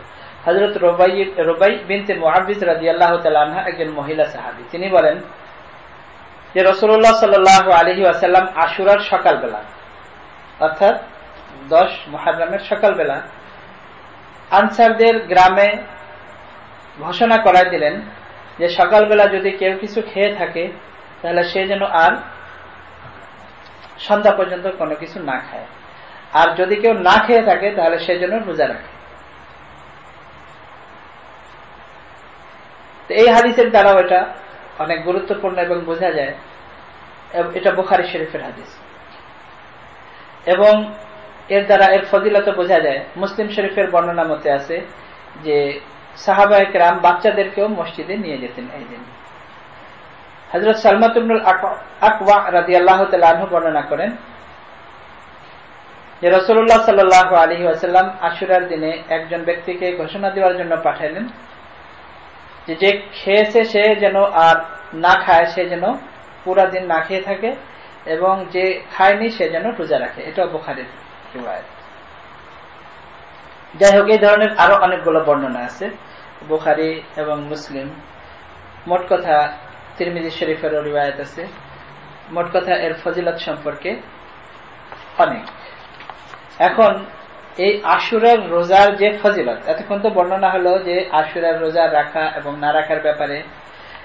এই রোজার ফজিলত সম্পর্কে শুধু তিরমিজি শরীফের একটা হাদিস আছে, এবং ইমাম তিরমিজি রাহমাতুল্লাহ আলাইহি নিজেও বলেছেন যে এই একটা হাদিস ছাড়া আমি আর কোনো হাদিস তালাশ করে এর ফজিলত পাইনি। ইমাম আহমদ ইবনে হাম্বল রাহমাতুল্লাহ আলাইহি বলেন যে আমিও এছাড়া আর কোনো হাদিস তালাশ করে পাইনি, শুধু একটি হাদিসই আমার কাছে। হযরত ইসহাক ইবনে রাহওয়া রাদিয়াল্লাহু রাহমাতুল্লাহ আলাইহি, তিনিও বহুত বড় একজন রাবী এবং বহুত বড় মুহাদ্দিস, তিনিও বলেন যে এছাড়া আমি আর কোনো হাদিস তালাশ করে পাইনি। সেই হাদিস হলো যে যদি কেউ এই 10 তারিখের রোজা রাখে তাহলে আমি আশা করি, রাসূলুল্লাহ সাল্লাল্লাহু আলাইহি ওয়াসাল্লাম বলেন যে আমি আশা রাখি যে আল্লাহ তাআলা তার পিছনের 1 বছরের গুনাহ মাফ করে দিবেন। এই একটি হাদিস এই রোজার ফজিলতের ব্যাপারে। এখন আশুরার রোজা কিভাবে রাখতে হবে এটা রাখার ব্যাপারে আমরা এখন বললাম যে 3টা পদ্ধতি। এই 3টার মধ্যে যে কোনো একটা, হয়তো একদিন আগে এবং ওই দিন অথবা ওর পরের দিন, ওই দিন এবং ওর পরের দিন, অথবা 9, 10, 11 3 দিন, এইভাবে এই রোজা রাখবে। এর উপরেও বিভিন্ন রকমের বর্ণনা যে এই যে 3টা পদ্ধতি, এই 3টা পদ্ধতির উপরে কি কি রিওয়ায়াত আছে, অনেকগুলো হাদিস। বর্ণিত আছে এবং বিভিন্ন রকমের বর্ণনা আছে। এখন আমরা আসি যে এর উপরে যা আমরা করে থাকি আশুরা সম্পর্কে, এর উপরে অনেকগুলো হাদিস আছে, যার মধ্যে অধিকাংশ হাদিস হলো যেটাকে হাদিস বলা যায় না, যেটাকে বলে জাল হাদিস, যেটাকে বলে মওদু। আপনাদেরকে আরো একটা বিষয় বলে রাখি, এটা আপনাদের সবসময় কাজে লাগবে, পরবর্তীতে আমরা যখন বয়ান করব তখন কাজে লাগবে। কোন হাদিস যদি বলা হয় যে এই হাদিস জয়ীফ, জয়ীফ মানে দুর্বল, শব্দের অর্থ দুর্বল, কিন্তু এই দুর্বল কিন্তু যেমন আমরা বাহ্যিকভাবে কোন জিনিসকে দুর্বল বলি, এই দুর্বল নয়, এটা হলো মুহাদ্দিসিনদের একটা পরিভাষা। কোন হাদিসকে যদি বলা হয় সহিহ, তো সহিহ বলতে আমরা যে মনে করি হাদিসটা সঠিক, এটা এই হিসাবে নয়, এটা মুহাদ্দিসিনদের একটা পরিভাষা। ইনশাআল্লাহ যখন আমরা চলতে থাকবো আগে, তখন আপনাদেরকে এই পরিভাষাও আপনাদেরকে বলা হবে, বোঝানো হবে, তখন আপনারা ভালোভাবে বুঝতে পারবেন। তো আপনারা শিক্ষিত লোকজন, আপনাদেরকে বোঝানোর কোনো কঠিন ব্যাপার নয়। আমাদের ছাত্ররা যেহেতু বুঝে, তো আপনারা কেন বুঝবেন না? অবশ্যই বুঝবেন। এগুলো পরে বলা হবে। যে জিনিসটা আপনাদেরকে আমি এখন বুঝাবো, এটা হলো যে কোন হাদিস সহিহ বা জয়ীফ, এর অর্থ এই নয় যে এই হাদিস জয়ীফ দুর্বল বা এই হাদিস শক্তিশালী, এমন নয়। রাসূলুল্লাহ সাল্লাল্লাহু আলাইহি ওয়াসাল্লামের কোন হাদিস কি দুর্বল হতে পারে?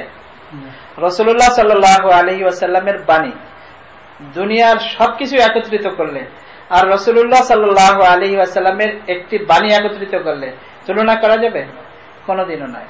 বরং এই যে জয়ীফ সহিহ, এগুলো হলো যারা হাদিস বর্ণনাকারী তাদের কোয়ালিটি। যারা বর্ণনাকারী, যেটাকে সনদ বলা হয় আরবিতে, চেইন অফ হাদিস, যে হাদিসের যে চেইন, যে সাহাবী অমুক সাহাবী রাসূলুল্লাহ সাল্লাল্লাহু আলাইহি ওয়াসাল্লামের থেকে বর্ণনা করেছেন, তার থেকে অমুক তাবেঈ, তার থেকে অমুক, কিন্তু তাবেঈর পরের থেকে যখন শুরু হয় তখন বর্ণনাকারী যারা, তাদের সমস্ত জীবনের উপর মুহাদ্দিসিনে কেরাম আলোকপাত করেন এবং রিসার্চ করেন। করার পরে যদি কোনো মুহাদ্দিসের ভিতরে কোন রকমের কোন দুর্বলতা পান, তাহলে বলেন যে এই বর্ণনাকারী জয়ীফ, দুর্বল। কিন্তু দুর্বল বলে এটা মনে করবেন না যে সে দুর্বল মানে সে হাদিস বর্ণনা করার উপযুক্ত না, এমন নয়। মানে যে হাদিস সবসময় বর্ণনা করেন, হাদিসই বর্ণনা করা তার সারা জীবনের কাজ, কিন্তু তার সারা জীবনের মধ্যে কোন রকমের একটা দুর্বলতা, এবং দুর্বলতা বিভিন্ন রকমের হতে পারে। মনে করেন উদাহরণ, ইমাম বুখারী রাহমাতুল্লাহ আলাইহি একজন তার উস্তাদ, তার কাছ থেকে সবসময় হাদিস বর্ণনা করেন, কিন্তু এই উস্তাদ যখন তার বয়স হয়ে গেছে 70, তখন তার স্মৃতি শক্তি কমে গেছে। তো স্মৃতি শক্তি কমে যাওয়ার পরে মুহাদ্দিসিনে কেরাম যখন দেখেছেন যে স্মৃতি শক্তি কমে গেছে, তখন তার থেকে আর হাদিস বর্ণনা করবেন না। কিন্তু তার ইবাদত বন্দেগী, তার হাদিস, তার তাকওয়া, কোনো কিছুর মধ্যে কিন্তু ত্রুটি হয় নাই। এত বড় মুহাদ্দিস ইমাম বুখারীর উস্তাদ কি মনে করেন উনি কি দুর্বল? না। কিন্তু যেহেতু মুহাদ্দিসিনে কেরাম তার পুরো জীবনের উপর আলোকপাত করে যখন দেখেছেন যে যখনই ওনার বয়স 65 হয়ে গেছে, তখন তার স্মৃতি শক্তি একটু কমে গেছে। তো এখন মুহাদ্দিসিনে কেরাম হিসাব করবেন যে এই বুজুর্গ, এই মুহাদ্দিস 65 বয়স হওয়ার পরে যত হাদিস বর্ণনা করবেন, এগুলো দুর্বল। তা আপনি কি মনে করেন যে এই হাদিস দুর্বল? না। তো এটা হলো যারা হাদিসের বর্ণনাকারী তাদের কোয়ালিটি, হাদিসের কোয়ালিটি নয়। আল্লাহ রসুলের হাদিস কোনোদিন দুর্বল হতে পারে না। আর আরেকটা যেটাকে বলা হয় মওযু হাদিস, কিন্তু মওযু মানে হলো যেটা বানানো, জাল টাকা বলি না আমরা, ওইরকম জাল হাদিস, আসলে এগুলো হাদিস নয়। তো যেগুলো মওযু, এগুলি সত্যিকার অর্থে হাদিসই নয়। তো এই যে মওযু যখনই বলা হবে, তখন এটা হবে ওই বর্ণনার কোয়ালিটি, হাদিসের কোয়ালিটি, বর্ণনাকারীর কোয়ালিটি নয়। বর্ণনাকারী ভালো হোক খারাপ হোক, এগুলো দেখার বিষয়ই নয়। মানে অবশ্যই বিষয় মুহাদ্দিসিনদের জন্য, কিন্তু যখন আপনাদের সামনে পেশ করা হবে, তখন আপনাদের জন্য এটা যে বর্ণনাকারী তাকে দেখার বিষয় নয়। আপনাদের সামনে হলো যে এই বর্ণনাটা যখনই বলা হবে যেটা মওযু, মওযু শব্দের অর্থ হলো যে এটা সত্যিকার অর্থে হাদিসই নয়, এটা হলো জাল। তো অধিকাংশ এর উপর যা বর্ণনা, এগুলো অধিকাংশ হলো জাল হাদিস, অর্থাৎ যেগুলো কোনো হাদিসই নয়। কিছু কিছু বর্ণনা আছে, অনেক সময় এমনও হয় যে কোন সময় অনেক দেখেন যারা অনেক বড় আল্লাহর ওলি, অনেক বড় বুজুর্গ, মুহাদ্দিসিনে কেরাম তাদের হাদিসে বর্ণনা করতেন না। মানে মুহাদ্দিসিনদের সতর্কতা দেখেন, তাদের হাদিস বর্ণনা করতেন না, একসেপ্ট করতেন না। অনেক বড় বুজুর্গ আল্লাহর ওলি, তারপরে নিতেন না। কি জন্য? তার কারণ যে অনেক বড় বুজুর্গ ইবাদত বন্দেগী করেন সবসময়, সে মানুষকে আকৃষ্ট করার জন্য এবং ইবাদতের দিকে ধাবিত করার জন্য অনেক সময় হাদিস একটু পরিবর্তন করে বয়ান করতেন, যেন মানুষ আল্লাহওয়ালা হয়ে যায়, মসজিদমুখী হয়ে যায়, ইবাদত বন্দেগী করে। তো মুহাদ্দিসিনে কেরাম এত সতর্ক থাকতেন যে তাদের হাদিসও গ্রহণ করতেন না। এই হাদিস আমাদের কাছে এইভাবে চলে আসে নাই, অনেক সতর্কতার সাথে। এই জন্য যায়িফ বলার সাথে সাথে আপনার বলবেন এগুলো হাদিসই নয়, এগুলো হলো যারা সালাফি গায়রে মুকাল্লিদ, এটা হলো তাদের মনোভাব। সত্যিকার অর্থে বেচারারা মূর্খ, যার কারণে তারা যে কোনো কিছু তাদের মনে আসলো না, বুঝলো না, তখন সাথে সাথে বলবে এটা যায়িফ। মানে যায়িফ মনে করে যে এগুলো হাদিসই নয়। এগুলো আপনাদের সতর্ক থাকতে হবে যে যায়িফ শব্দের অর্থ এই নয় যে হাদিস হুজুর সাল্লাল্লাহু আলাইহি ওয়াসাল্লামের বর্ণনা দুর্বল, এমন নয়। যাই হোক, তো এই বিষয়ে অধিকাংশ যে সমস্ত বর্ণনা এগুলো হলো জাল হাদিস, যেগুলো হাদিস নয়। কিছু কিছু বর্ণনা, যেমন তার মধ্যে একটা যেটা বর্ণনা করে থাকে যে মান ওয়াসা আলা আয়ালিহি ইয়াউমা আশুরা ওয়াসা আল্লাহু আলাইহি আস-সানাতা কুল্লাহা, যে যদি কোনো ব্যক্তি তার ফ্যামিলির উপরে, অন্য কারো উপরে না, হালুয়া রুটি বিতরণ করে না, যদি তার ফ্যামিলির উপরে, সংসারে, ঘরে যদি কেউ ওই দিন সবার সাথে, ওয়াসা শব্দের অর্থ অনেক বেশি খাওয়ানো, কিন্তু লেখা নেই, মানে একটু উদার মনে হয়, প্রশস্ততার সাথে। ওয়াইফের সাথে ডেলি মারামারি করে, আজকে করলো না, আজকে একটু ভালো। বাচ্চাদেরকে ডেলি মারে, আজকে মারলো না। সবগুলি কিন্তু এর মধ্যে। কিন্তু আমরা ধরে নেই, যখনই ওয়াসা বলা হয় তখন আমরা ধরে নেই ওদিন অনেক ভালো খাবার পাকাতে হবে। এটা তার বিবির উপর মুসিবত হয়ে গেল, বেচারারও ডিউটি বেশি দেওয়া হলো। যাই হোক, তো বলার উদ্দেশ্য হলো যে মান ওয়াসা আলা আয়ালহি বলতে আয়াল ফ্যামিলি, শুধু ওয়াইফ এবং বাচ্চা নয়, ফ্যামিলি বলতে সবাই, ভাই বোন, আত্মীয় স্বজন, সবাই, নিকট আত্মীয় যারা, তাদের সাথে যদি কেউ ভালো ব্যবহার করে ওই দিন, তাহলে আল্লাহ তাআলা পুরা বছর তাকে ওয়াসা আল্লাহু আলাইহি, পুরা বছর তার উপর আল্লাহ তাআলা প্রশস্ততা দান করবেন, অর্থাৎ পুরা বছর সে যেন ভালোভাবে চলতে পারে, এরকম আল্লাহ তাআলা ব্যবস্থা করে দিবেন। এই একটি হাদিস। এর উপরে অনেক মুহাদ্দিসিনে কেরাম, এই হাদিসের বর্ণনাকারী যারা, তাদের হিসাবে বলেছেন যে এটাও মওযু, মানে জাল হাদিস। কোন কোন মুহাদ্দিসিনে কেরাম এই হাদিসের বর্ণনা এত বেশি একত্রিত করে বলেছেন যে সবগুলো যদি একত্রিত করা হয় তাহলে হাদিসটাকে কোন রকম ধরে নেওয়া যায় দুর্বল হাদিস হিসাবে আমল করার জন্য, আর আমল করার জন্য দুর্বল হাদিসের উপর আমল করা যায় এই হিসাবে। এই একটা হাদিসই এর মধ্যে মানে কোন রকম আমল করার জন্য গ্রহণ করা যায়, হালুয়া রুটি নয় কিন্তু, যেটা আমরা করে থাকি ওটার সাথে এর কোনো সম্পর্ক নেই। তো এই একটা হাদিসকে বলা যায় দুর্বল, কিন্তু অধিকাংশ মুহাদ্দিসিনে কেরাম এটাকেও জাল হাদিস বলেছেন। কিন্তু আমের উপর আর বিস্তারিত বলতে গেলে হয়তো আপনাদের বুঝের বাইরে চলে যাবে, অনেক বেশি সনদের উপরে, রিওয়ায়াতের উপরে আমি যদি কথা বলি অনেক বেশি হয়ে যাবে। তো জন্য সংক্ষেপ, আমি সার সংক্ষেপ যেটা, এটাই আপনাদেরকে বলে দিলাম। আর এছাড়া আমরা যে সমস্ত জিনিস এর সাথে সম্পৃক্ত করি তার মধ্যে কোনোটাই সঠিক নয়। যেমন বলা হয়, আর এর মধ্যে আমি বললাম যে এটা এক সহিহ হাদিস, বুখারীর হাদিসের দ্বারা, যেটা যে বনি ইসরাইল এবং হযরত মূসা আলাইহিস সালাতু ওয়াস সালাম এই দিনেই মুক্তি পেয়েছেন, ফিরাউন এই দিনেই ডুবেছে। এটা সহিহ হাদিসের দ্বারা এবং বুখারী, মুসলিম, তিরমিজির হাদিসের দ্বারা প্রমাণিত। এছাড়া যে সমস্ত কথা আমরা শুনে থাকি, এ পর্যন্ত শুনেছি, এগুলো সব জাল হাদিস, অর্থাৎ হাদিস নয়।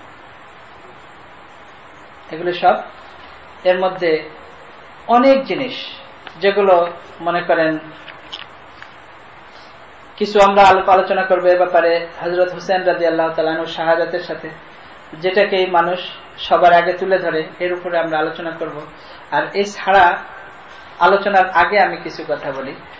শাহ আব্দুল্লাহ মুহাদ্দিস দেহলভী রাহমাতুল্লাহ আলাইহি মা সাবাতা বিস-সুন্নাহ এই কিতাবের মধ্যে বর্ণনা করেছেন, যার অধিকাংশ কি সবই যেগুলো জাল হাদিস, যেগুলো কোনো হাদিস নয়, তিনি বর্ণনা করেছেন এবং বর্ণনা করার পরে বলেছেন যে এগুলো কোনো হাদিসের দ্বারা এবং কোনো কিছুর দ্বারাই প্রমাণিত নয়। যেমন এই দিন যদি কেউ গোসল করে তাহলে অনেক সওয়াব হবে, এই দিন যদি কেউ সুরমা লাগায় তাহলে সারা বছর তার চোখে আর ব্যথা হবে না। তারপরে এই দিন আসলে এখানে দুটি ধারা, এই জাল হাদিসগুলো কেন এসেছে এর ব্যাকগ্রাউন্ড বললে আপনারা ভালোভাবে বুঝতে পারবেন। এটা শুরু হয়েছে হযরত হুসাইন রাদিয়াল্লাহু তাআলা আনহুর শাহাদাতের পরে। দুটি ধারা হযরত আলী রাদিয়াল্লাহু তাআলা আনহুর থেকে চলে আসছিল, একটা হলো হযরত আলী রাদিয়াল্লাহু তাআলা আনহুর পক্ষে এবং একটা হলো বিপক্ষে। হযরত আলী রাদিয়াল্লাহু তাআলা আনহুর পক্ষে যারা অতিরঞ্জিত করেছে তারাই শিয়া, আর যারা হযরত আলী রাদিয়াল্লাহু তাআলা আনহুর বিরুদ্ধে যারা সক্রিয় ছিল, হযরত আলী রাদিয়াল্লাহু তাআলা আনহুকে যারা কাফের বলে আখ্যায়িত করেছিল, তাদেরকে বলা হয় খাওয়ারিজ।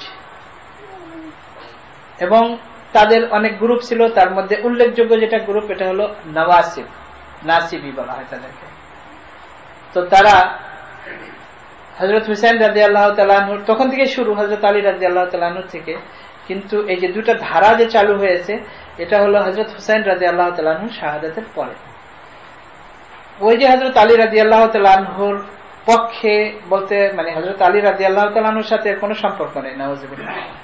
কিন্তু হযরত আলী রাদিয়াল্লাহু তাআলা আনহুকে যারা অতিরিক্ত ভালোবেসে অন্যান্য সাহাবায়ে কেরামকে কাফের আখ্যায়িত করে এবং হুজুর সাল্লাল্লাহু আলাইহি ওয়াসাল্লামের ফ্যামিলিকে যারা শুধু ভালোবাসে আর অন্যান্য সাহাবায়ে কেরামকে তারা মুসলমান মনে করে না, তারা শিয়া। এবং শিয়াদের মধ্যে অনেক গ্রুপ, প্রায় 30টার উপরে গ্রুপ শিয়াদের মধ্যে।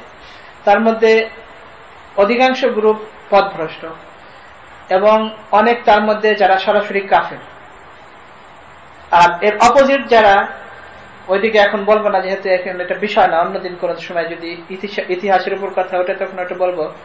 আর হযরত আলী রাদিয়াল্লাহু তাআলা আনহুর বিপক্ষে যারা বলেছিল হাক্কামাতুল খাওয়ারিজ, যারা বলেছিল যে কিতাবুল্লাহর ভিত্তিতে ফয়সালা করতে হবে, হযরত আলী রাদিয়াল্লাহু তাআলা আনহুকে বলেছিল যে হযরত আলী রাদিয়াল্লাহু তাআলা আনহু আল্লাহ তাআলার কিতাবের উপরে নাই, অর্থাৎ হকের উপরে নাই, গোমরাহ হয়ে গেছে, কাফের হয়ে গেছে। তারাই চরমপন্থী যাদেরকে আমরা বলি, তারাই হলো খাওয়ারিজ এবং পরবর্তীতে তাদেরকে বলা হয় নওয়াসিব। হযরত হুসাইন রাদিয়াল্লাহু তাআলা আনহু শাহাদাতের পরে তারা ইয়াজিদের পক্ষ নেয় এবং ইয়াজিদকে তারা রাদিয়াল্লাহু তাআলা আনহু বলে এবং ইয়াজিদের তারা ফজিলত বর্ণনা করে এবং হযরত হুসাইন রাদিয়াল্লাহু তাআলা আনহুকে তারা বিপদগামী মনে করে, ইয়াজিদকে তারা সঠিক আমিরুল মুমিনিন মনে করে। তো এই যে দুটি ধারা শুরু হয়েছে, এই ধারা থেকে শিয়ারা অতিরঞ্জিত করেছে, তারা শিয়া হয়ে গেছে। এবং ওই খাওয়ারিজ যারা, নওয়াসিব যারা, নাসিবি, তারা অতিরঞ্জিত করে তারা এর বিভিন্ন ফজিলত বর্ণনা করেছে। এবং এটার কারণ হলো এই যে হযরত আলী রাদিয়াল্লাহু তাআলা আনহু শাহাদাতের দিনে শিয়া যারা, তারা হলো মাতাম করে, তারা ওই কান্নাকাটি করে, তাজিয়া বের করে, আরো বিভিন্ন রকমের আপনারা দেখেছেন আমাদের দেশেও আছে, এগুলো করে। আর এরা হলো উল্টা ওই দিন আনন্দ উল্লাস করে। এই দুটি ধারা এর পরে থেকে শুরু হয়েছে। যাই হোক, এই ব্যাপারে যত ফজিলত বর্ণনা করে এবং এর আগে যে সমস্ত ফজিলত বর্ণনা করা হয়েছিল এগুলোর মধ্যে ছিল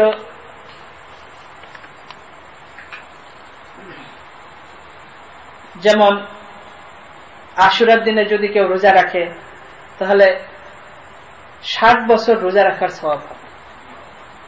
এগুলো ভিত্তিহীন কোন হাদিসের দ্বারা প্রমাণিত নয়।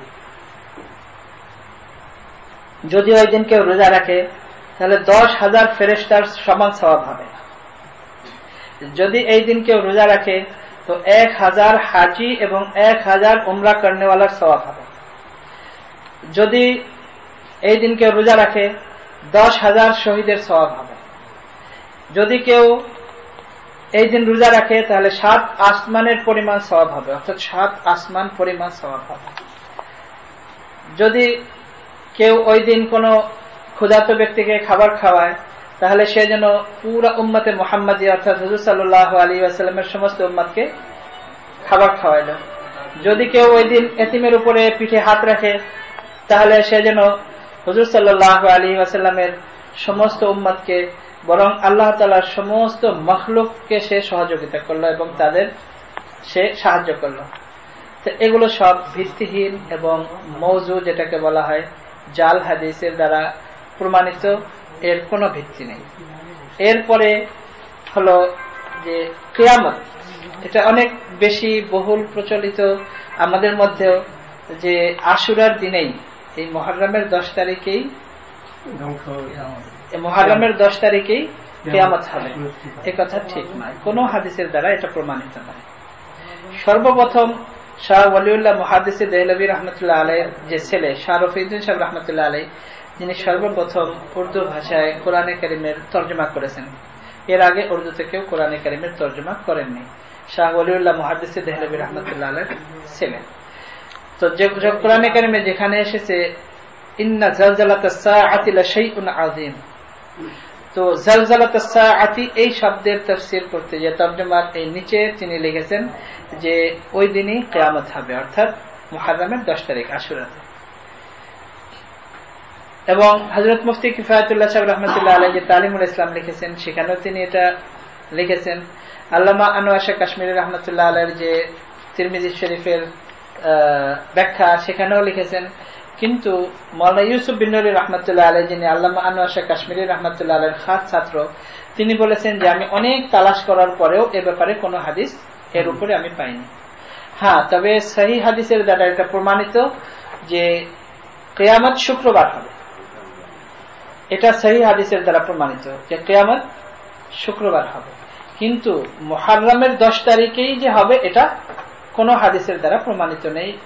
এবং এ ব্যাপারে মুফতি তাকি উসমানী সাহেব লিখেছেন যে আমি অনেক তালাশ করেছি, কিন্তু কোনো হাদিস এর উপরে আমি পাইনি। এবং আল্লাহ আলিল মাসনুআহ এর ভিতরেও তালাশ করা হয়েছে, কোনো এর বর্ণনা পাওয়া যায়নি। যা কিছু পাওয়া গিয়েছে তাও জাল হাদিসের দ্বারা প্রমাণিত, অর্থাৎ সহিহ কোনো হাদিস এর উপরে পাওয়া যায়নি, যার দ্বারা 10 মুহররম কিয়ামত কায়েম হয়েছে, এর উপরে কোনো হাদিস তালাশ করে পাওয়া যায়নি। এবং মিশকাতের একটি হাদিসে আছে যে প্রতি শুক্রবার সকালবেলা সমস্ত জীবজন্তু এই ভয়ের মধ্যে থাকে। আল্লাহ তাআলা তাদেরকে, জীবজন্তুকে এই জ্ঞান দিয়েছে, তাদের এমনি অন্য কোনো জ্ঞান নেই, তারা ভয়ের মধ্যে থাকে যে আজকে কিয়ামত হবে কিনা।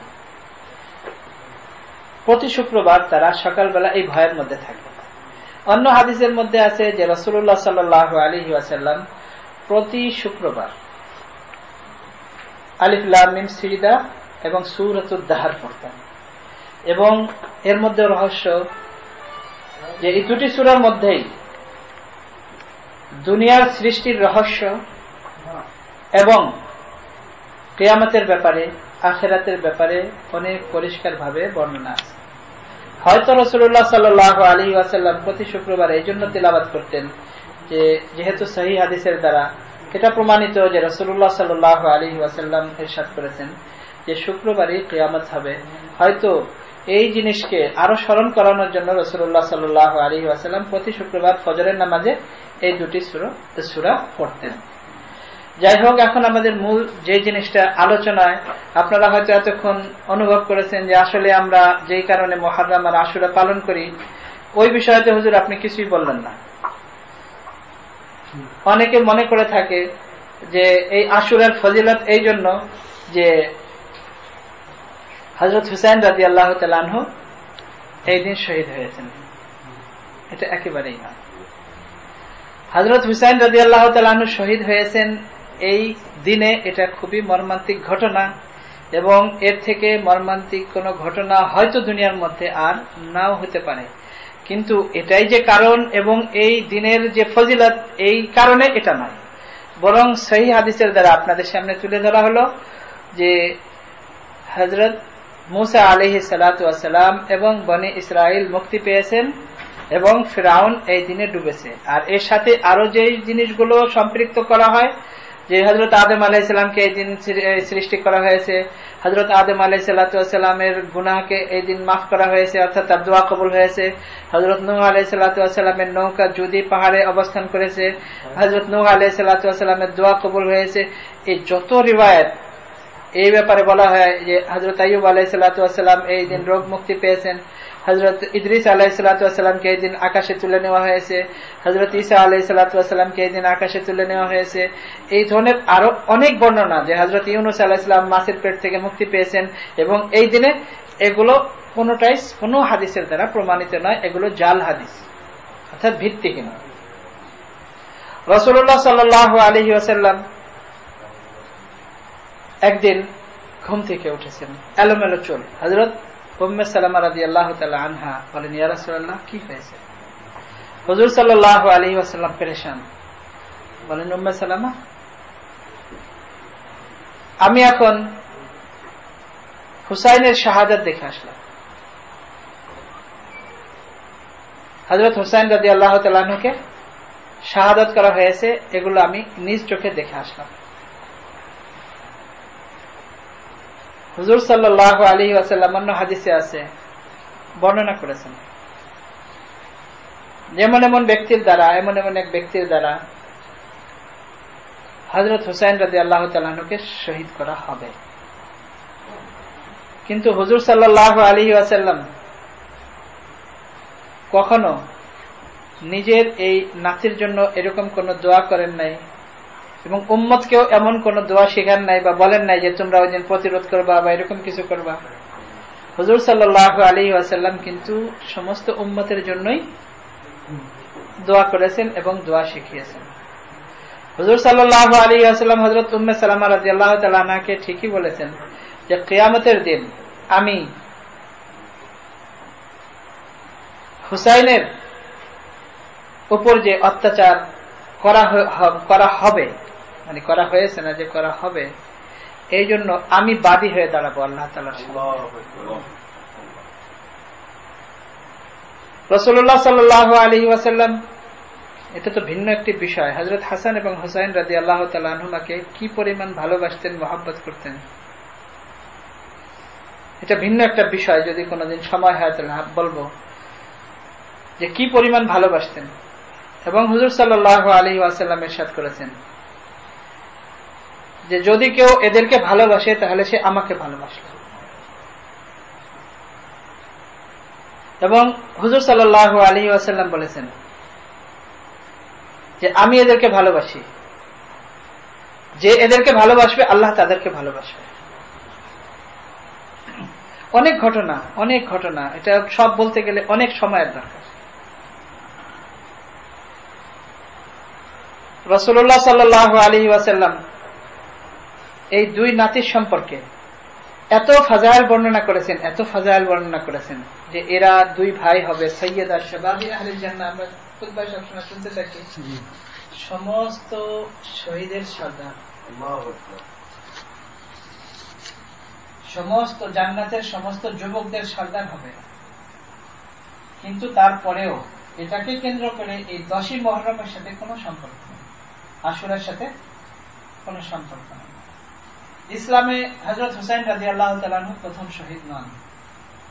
আপনারা জানেন ইসলামে সাহাবায়ে কেরাম কত শহীদ হয়েছেন, তার মধ্যে বড় বড় ব্যক্তিত্ব শহীদ হয়েছেন।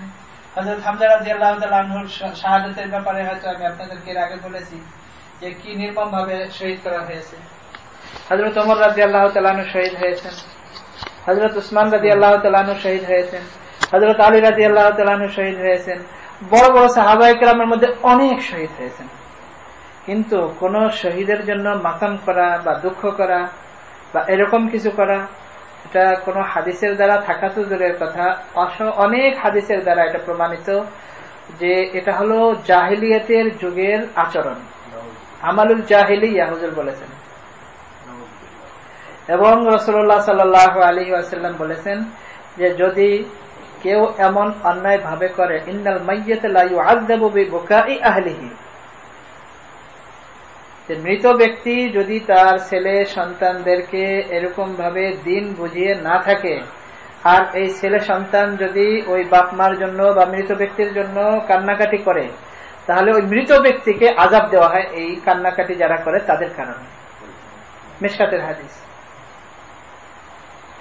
এবং বিশেষ করে যেটাকে মাতম বলে থাকি আমরা, এই যে বুক চাপড়ানো, সিনা চাপড়ানো, ছুরি দিয়ে ক্ষত বিক্ষত করা, এগুলো কোনো মুসলমানের কাজ হতে পারে না, এটা ইসলামের কাজ হতে পারে না।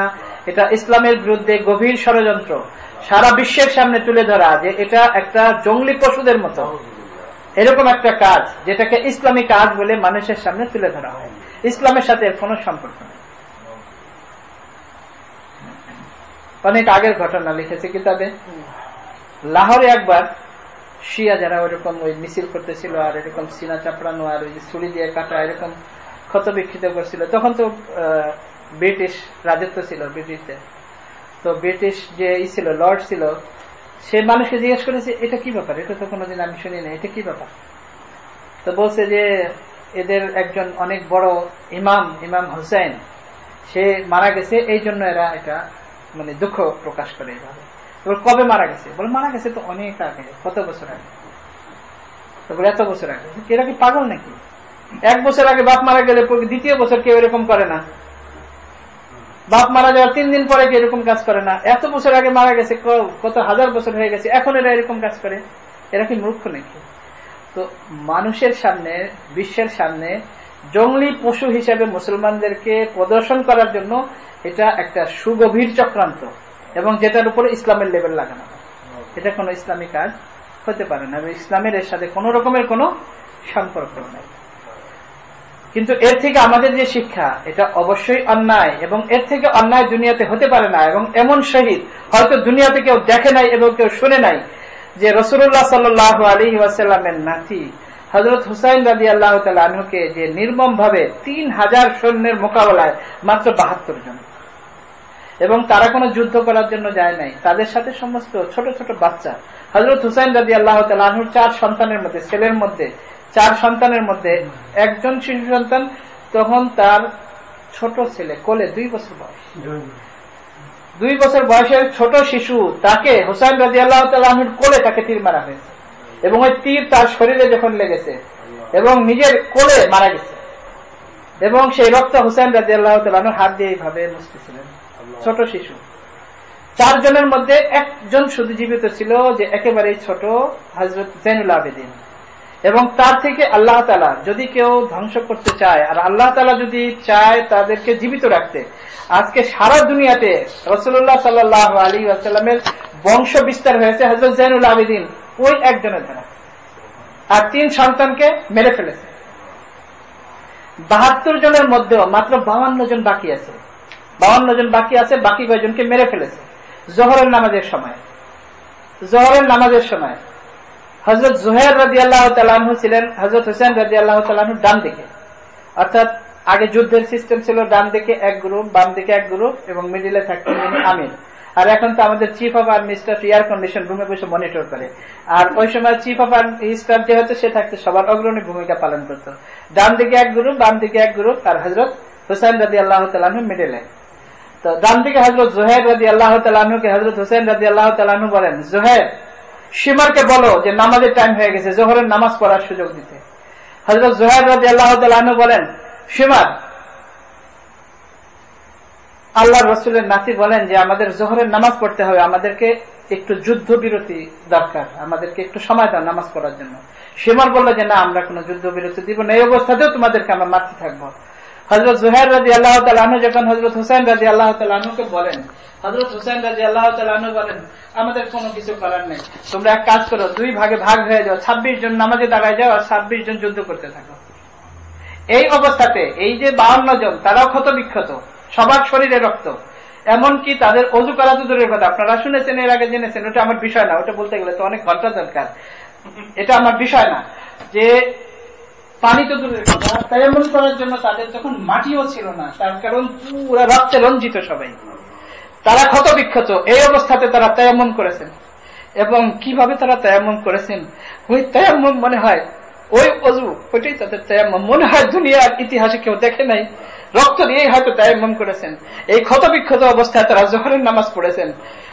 হযরত হুসাইন রাদিয়াল্লাহু তাআলা আনহু এর মধ্যে একটু চোখ বন্ধ হয়ে ঘুম এসে গেছে। বেশি ক্লান্তিতে মানুষের কিন্তু ঘুম এসে যায়, ঘুম এসে গেছে। এর মধ্যে হুজুর সাল্লাল্লাহু আলাইহি ওয়াসাল্লামকে স্বপ্নে দেখেছেন, বলেছেন, হুসাইন তুমি আসো, আমি তোমাকে আমি ওয়েলকাম জানানোর জন্য এসেছি। হযরত হুসাইন রাদিয়াল্লাহু তাআলা আনহুর মনোবল আরো বেড়ে যায়। এরকম অবস্থাতে রাসূলুল্লাহ সাল্লাল্লাহু আলাইহি ওয়াসাল্লাম যখন এরা ছোট কোলের শিশু, তখন হুজুর সাল্লাল্লাহু আলাইহি ওয়াসাল্লাম এই 2 ভাইয়ের সম্পর্কে বলেছেন, সাইয়্যিদা শাবাবি আহলিল জান্নাহ, জান্নাতের সমস্ত যুবকদের লিডার হবে আমার এই 2 সন্তান। তো এর পরেও হযরত হুসাইন রাদিয়াল্লাহু তাআলা আনহুর সারা শরীর ক্ষত বিক্ষত, এখনই ঘোষণা এসেছে যে তুমি আসো, আমি তোমাকে ওয়েলকাম জানানোর জন্য অপেক্ষা করছি। এই অবস্থাতে যদি জোহরের নামাজ না পড়তেন, তাহলে কি হযরত হুসাইন রাদিয়াল্লাহু তাআলা আনহু জাহান্নামে যেতেন? এই অবস্থাতেও কিন্তু জোহরের নামাজ ছাড়েননি। এবং যুদ্ধ অবস্থাতে 26 জন নামাজ পড়ো আর 26 জন যুদ্ধ করতে থাকো, এই অবস্থাতেও নামাজ ছাড়েননি। এবং এমন নামাজ মনে হয় দুনিয়ার ইতিহাসে কেউ দেখে নাই, যে যাদের পুরা শরীর ক্ষত বিক্ষত, এই অবস্থাতে তারা আল্লাহর সামনে নামাজ পড়তেছে, এরকম নামাজও মনে হয় কেউ দেখে নাই। আমাদের যে জিনিসটা দরকার, হযরত হুসাইন রাদিয়াল্লাহু তাআলা আনহুর থেকে শিক্ষা নেওয়া, এবং একদিকে হক একদিকে বাতিল। হযরত হুসাইন রাদিয়াল্লাহু তাআলা আনহুর সিদ্ধান্ত তো হয়ে গেছে যে তুমি জান্নাতের সমস্ত যুবকদের লিডার হবে, তারপরেও যদি এতটুকু বলে নিতেন যে হ্যাঁ আমি ঠিক আছে, এজিদকে আমি মানবো, এতটুকু বললেই যথেষ্ট ছিল, জাহান্নামে যেতেন। ঘোষণা তো আগেই হয়ে গেছে, জান্নাতের যুবকদের সর্দার ঘোষণা তো আগেই হয়ে গেছে, কিন্তু তারপরেও বাতিলের সামনে মাথা নত করেন নাই, যে আমি মারা যাব কিন্তু আমি এটা গ্রহণ করতে পারবো না। এই অবস্থাতেও নামাজ ছাড়েন নাই। এটা হলো আমাদের জন্য শিক্ষা, যে এমন অবস্থাতেও যেন নামাজ কেউ না ছাড়ে। আসরের নামাজ পড়ার সুযোগ হয় নাই, এই অবস্থাতে জোহরের নামাজ পড়েছেন, আর আসরের নামাজের আগেই শহীদ হয়ে গেছেন, সবাই শহীদ, কিন্তু নামাজ ছাড়েন নাই। 3000, আর সেখানে মাত্র এখন 52 জন বিরতি দিতেও তারা রাজি নয়। হযরত হুসাইন রাদিয়াল্লাহু তাআলা আনহুকে শহীদ করার পরে পড়ে আছে, মাথা ভিন্ন করে ফেলা হয়েছে শরীর থেকে, এবং নেজার মধ্যে, নেজা আমরা যেটা বল্লম বলি না, বল্লম, নেজার মধ্যে মাথায় হযরত হুসাইন রাদিয়াল্লাহু তাআলা আনহুর মাথা নেজার মাথার মধ্যে ঢুকিয়ে শিমার ইবনে জিয়াদের কাছে বাগদাদে নিয়ে গেছে। হযরত যায়েনব রাদিয়াল্লাহু তাআলা আনহা, হযরত হুসাইন রাদিয়াল্লাহু তাআলা আনহার বোন, হযরত ফাতেমা রাদিয়াল্লাহু তাআলা আনহার মেয়ে হযরত যায়েনব, 4 জন ছেলের মধ্যে হযরত হুসাইন রাদিয়াল্লাহু তাআলা আনহুর শুধু এক ছেলেই জীবিত ছিলেন। হযরত হাসান রাদিয়াল্লাহু তাআলা আনহুর ছেলেদের মধ্যে হযরত এখানে অধিকাংশ শহীদ হয়ে গেছেন। এটা একটা ভিন্ন বিষয়, বিস্তারিত বললে তো অন্য কোনো দিন ইনশাআল্লাহ। যাই হোক, এই অবস্থাতে যখন ইবনে জিয়াদের সামনে হযরত হুসাইন রাদিয়াল্লাহু তাআলা আনহুর মাথা রাখা হয়েছে, ইবনে জিয়াদ নিজের তলোয়ারের মাথা দিয়ে এইভাবে হযরত হুসাইন রাদিয়াল্লাহু তাআলা আনহুর ঠোঁট এইভাবে নাড়াইতেছিল, এইভাবে। হযরত আনাস রাদিয়াল্লাহু তাআলা আনহু অথবা অন্য কোন সাহাবী, এখন আমার নাম মনে আসতেছে না, বলছে হে আল্লাহর দুশমন, তোর তলোয়ার সরা। এই ঠোঁটকে আমি রাসূলুল্লাহ সাল্লাল্লাহু আলাইহি ওয়াসাল্লামকে অনেকবার চুমা খেতে দেখেছি। ইবনে জিয়াদ এই অবস্থাতে বলে যে আমি কোন জীবিত ব্যক্তিকেও এত সুন্দর আমি জীবনে কোনোদিন দেখি নাই, আর মৃত অবস্থায় শুধু তার মাথা এখানে এত সুন্দর আমি জীবনে কোনোদিন দেখি নাই। হযরত যায়েনব রাদিয়াল্লাহু তাআলা আনহা তখন পিছনের দিকে যখন তাকায় দেখেন, ওনারা তো ছিলেন পিছনে এর ভিতরে টেন্টের মধ্যে, তাকায় দেখেন যে আর পুরুষ কেউ নাই, ওই শিশু সন্তান যে তার কাছে ছিল শুধু সেই আছে, আর কেউ নাই জীবিত, এবং সবাইকে অ্যারেস্ট করা হয়েছে, সব লাশ পড়ে আছে। তো কান্নায় ভেঙে পড়েছেন হযরত যায়েনব রাদিয়াল্লাহু তাআলা আনহা, বলেন ওয়া মুহাম্মাদা, ওয়া মুহাম্মাদা, হাদা হুসাইনুন বিল আরা মুজাম্মিলুন বিদ্দিমা। হে মুহাম্মদ সাল্লাল্লাহু আলাইহি ওয়াসাল্লাম, আজকে হুসাইন বিবস্ত্র পড়ে আছে, মুজাম্মিলুন বিদ্দিমা, রক্তে রঞ্জিত পড়ে আছে, বানাতুকা সাবায়া, আর আজকে আপনার মেয়েরা সবাই অ্যারেস্ট, সবাই দাসী হয়ে গেছে, বাদী হয়ে গেছে। এই অবস্থা দেখেন, এরকম পরিস্থিতি, এরকম অবস্থা দুনিয়ার ইতিহাসে কেউ মনে হয় দেখে নাই, আর কেউ দেখবে না। এরকম নামাজ কেউ দেখে নাই, আর কেউ দেখবে না। হয়তো ফেরেশতারাও এমন নামাজ কোনোদিন দেখে নাই। আজকে আমরা সেই নবীর ফলোয়ার, সেই হুসাইন রাদিয়াল্লাহু তাআলা আনহুকে যদি আমরা মনে করি যে সত্যের মানদণ্ড রাসূলুল্লাহ সাল্লাল্লাহু আলাইহি ওয়াসাল্লামের নাতি, তাহলে আমরা তার যে শিক্ষা, যে হকের উপরে চলবো, বাতিলের সামনে মাথা নত করব না, এবং এমন পরিস্থিতিতেও আমরা কোনোদিন নামাজ ছাড়বো না, এটা আমরা অঙ্গীকার করি। এবং এই দাওয়াত আমরা সমগ্র বিশ্ববাসীকে দেই যে মুসলমান কোন অবস্থাতেই নামাজ ছাড়তে পারে না। আল্লাহ তাআলা আমাদের সবাইকে সঠিক বুঝ দান করেন। ওয়া আখিরু দাওয়ানা আলহামদুলিল্লাহি রাব্বিল আলামিন।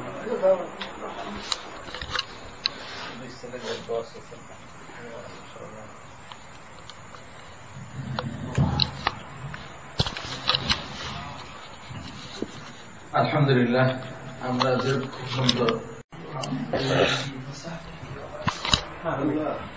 আল্লাহ আমাদের সমস্ত গুনাহকে মাফ করে দেন।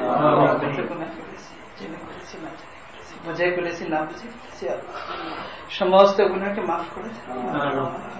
যে পথে চললে আপনি খুশি হবেন, সন্তুষ্ট হবেন, যেভাবে চললে আপনি খুশি হবেন, সন্তুষ্ট হবেন, আল্লাহ আপনার রাসূলের কদমকে অনুসরণ করে আমাদের তৌফিক দান করেন। আল্লাহ আমাদের হকের উপরে থাকার তৌফিক দান করেন। আল্লাহ সমস্ত ফিতনা থেকে আমাদের বাঁচার তৌফিক দান করেন। আল্লাহ যারা দোয়ার জন্য বলেছে, দোয়ার জন্য লিখেছে, আল্লাহ তাদের সমস্ত জায়েজ মাকসাদ, আল্লাহ সমস্ত জায়েজ উদ্দেশ্য আপনি পুরা করে দেন। আল্লাহ সমগ্র দুনিয়াতে সমস্ত মুসলমানদেরকে আপনি হেফাজত করেন। আল্লাহ সমস্ত দুনিয়াতে মুসলমানদেরকে আপনি হেফাজত করেন। আল্লাহ সমস্ত মুসলমানদেরকে আপনি যেভাবে চললে আপনি খুশি হবেন সেইভাবে চলার তৌফিক দান করেন। আল্লাহ সবাইকে আপনি হকের উপরে থাকার তৌফিক দান করেন। আল্লাহ সবার সমস্ত গুনাহকে আপনি মাফ করে দেন। আল্লাহ যারা দুনিয়া থেকে বিদায় নিয়েছেন, হযরত আদম আলাইহিস সালাতু ওয়াস সালাম থেকে নিয়ে আজ পর্যন্ত যারা মুমিন মুসলমান দুনিয়া থেকে বিদায় নিয়েছেন তাদেরকে আপনি মাফ করে দেন। আল্লাহ জান্নাতে তাদেরকে স্থান দান করেন। আল্লাহ যে দুই বাচ্চার জন্য, দুইজনের জন্য দোয়ার জন্য বলেছি, আল্লাহ তাদের জায়েজ মাকাসিদ আপনি পুরা করে দেন। আল্লাহ সমস্ত রোগীদেরকে আপনি শিফা দান করেন, সমস্ত রোগীদেরকে আপনি আরোগ্য দান করেন। আল্লাহ যারা হসপিটালে আছে তাদের শিফা দান করেন। আল্লাহ যারা ঘরে বাড়িতে আল্লাহ অসুস্থ তাদেরকেও আপনি আরোগ্য দান করেন, তাদেরকেও আপনি শিফা দান করেন। আল্লাহ আপনি আমাদের দোয়াকে কবুল করেন। আল্লাহ সমস্ত খারাপি থেকে আমাদেরকে হেফাজত করেন। আল্লাহ সমস্ত ভালাই আমাদেরকে দান করেন। আল্লাহ যেভাবে চললে আপনি খুশি হবেন, আপনার রাসূল খুশি হবেন, সেইভাবে চলার তৌফিক দান করেন। আল্লাহ যে সমস্ত ভালো জিনিস আপনার রাসূল আপনার কাছে চেয়েছেন ওই সমস্ত ভালো জিনিস আল্লাহ আপনি আমাদেরকে দান করেন। যে সমস্ত খারাপ জিনিসের থেকে আপনার রাসূল আপনার কাছে পানা চেয়েছেন, মুক্তি চেয়েছেন, ওই সমস্ত জিনিসের থেকে আল্লাহ আমাদেরকে পানা দান করেন, মুক্তি দান করেন। রব্বানা তাকাব্বাল মিন্না ইন্নাকা আনতাস সামিউল আলিম ওয়া তুব আলাইনা ইয়া মাওলানা ইন্নাকা আনতাত তাওয়াবুর রহিম। সুবহান রাব্বিকা রাব্বিল ইজ্জাতি আম্মা ইয়াসিফুন ওয়া সালামুন আলাল মুরসালিন ওয়ালহামদুলিল্লাহি রাব্বিল আলামিন। আমরা সকলে একটু খাওয়া দাওয়া করে যাই ইনশাআল্লাহ।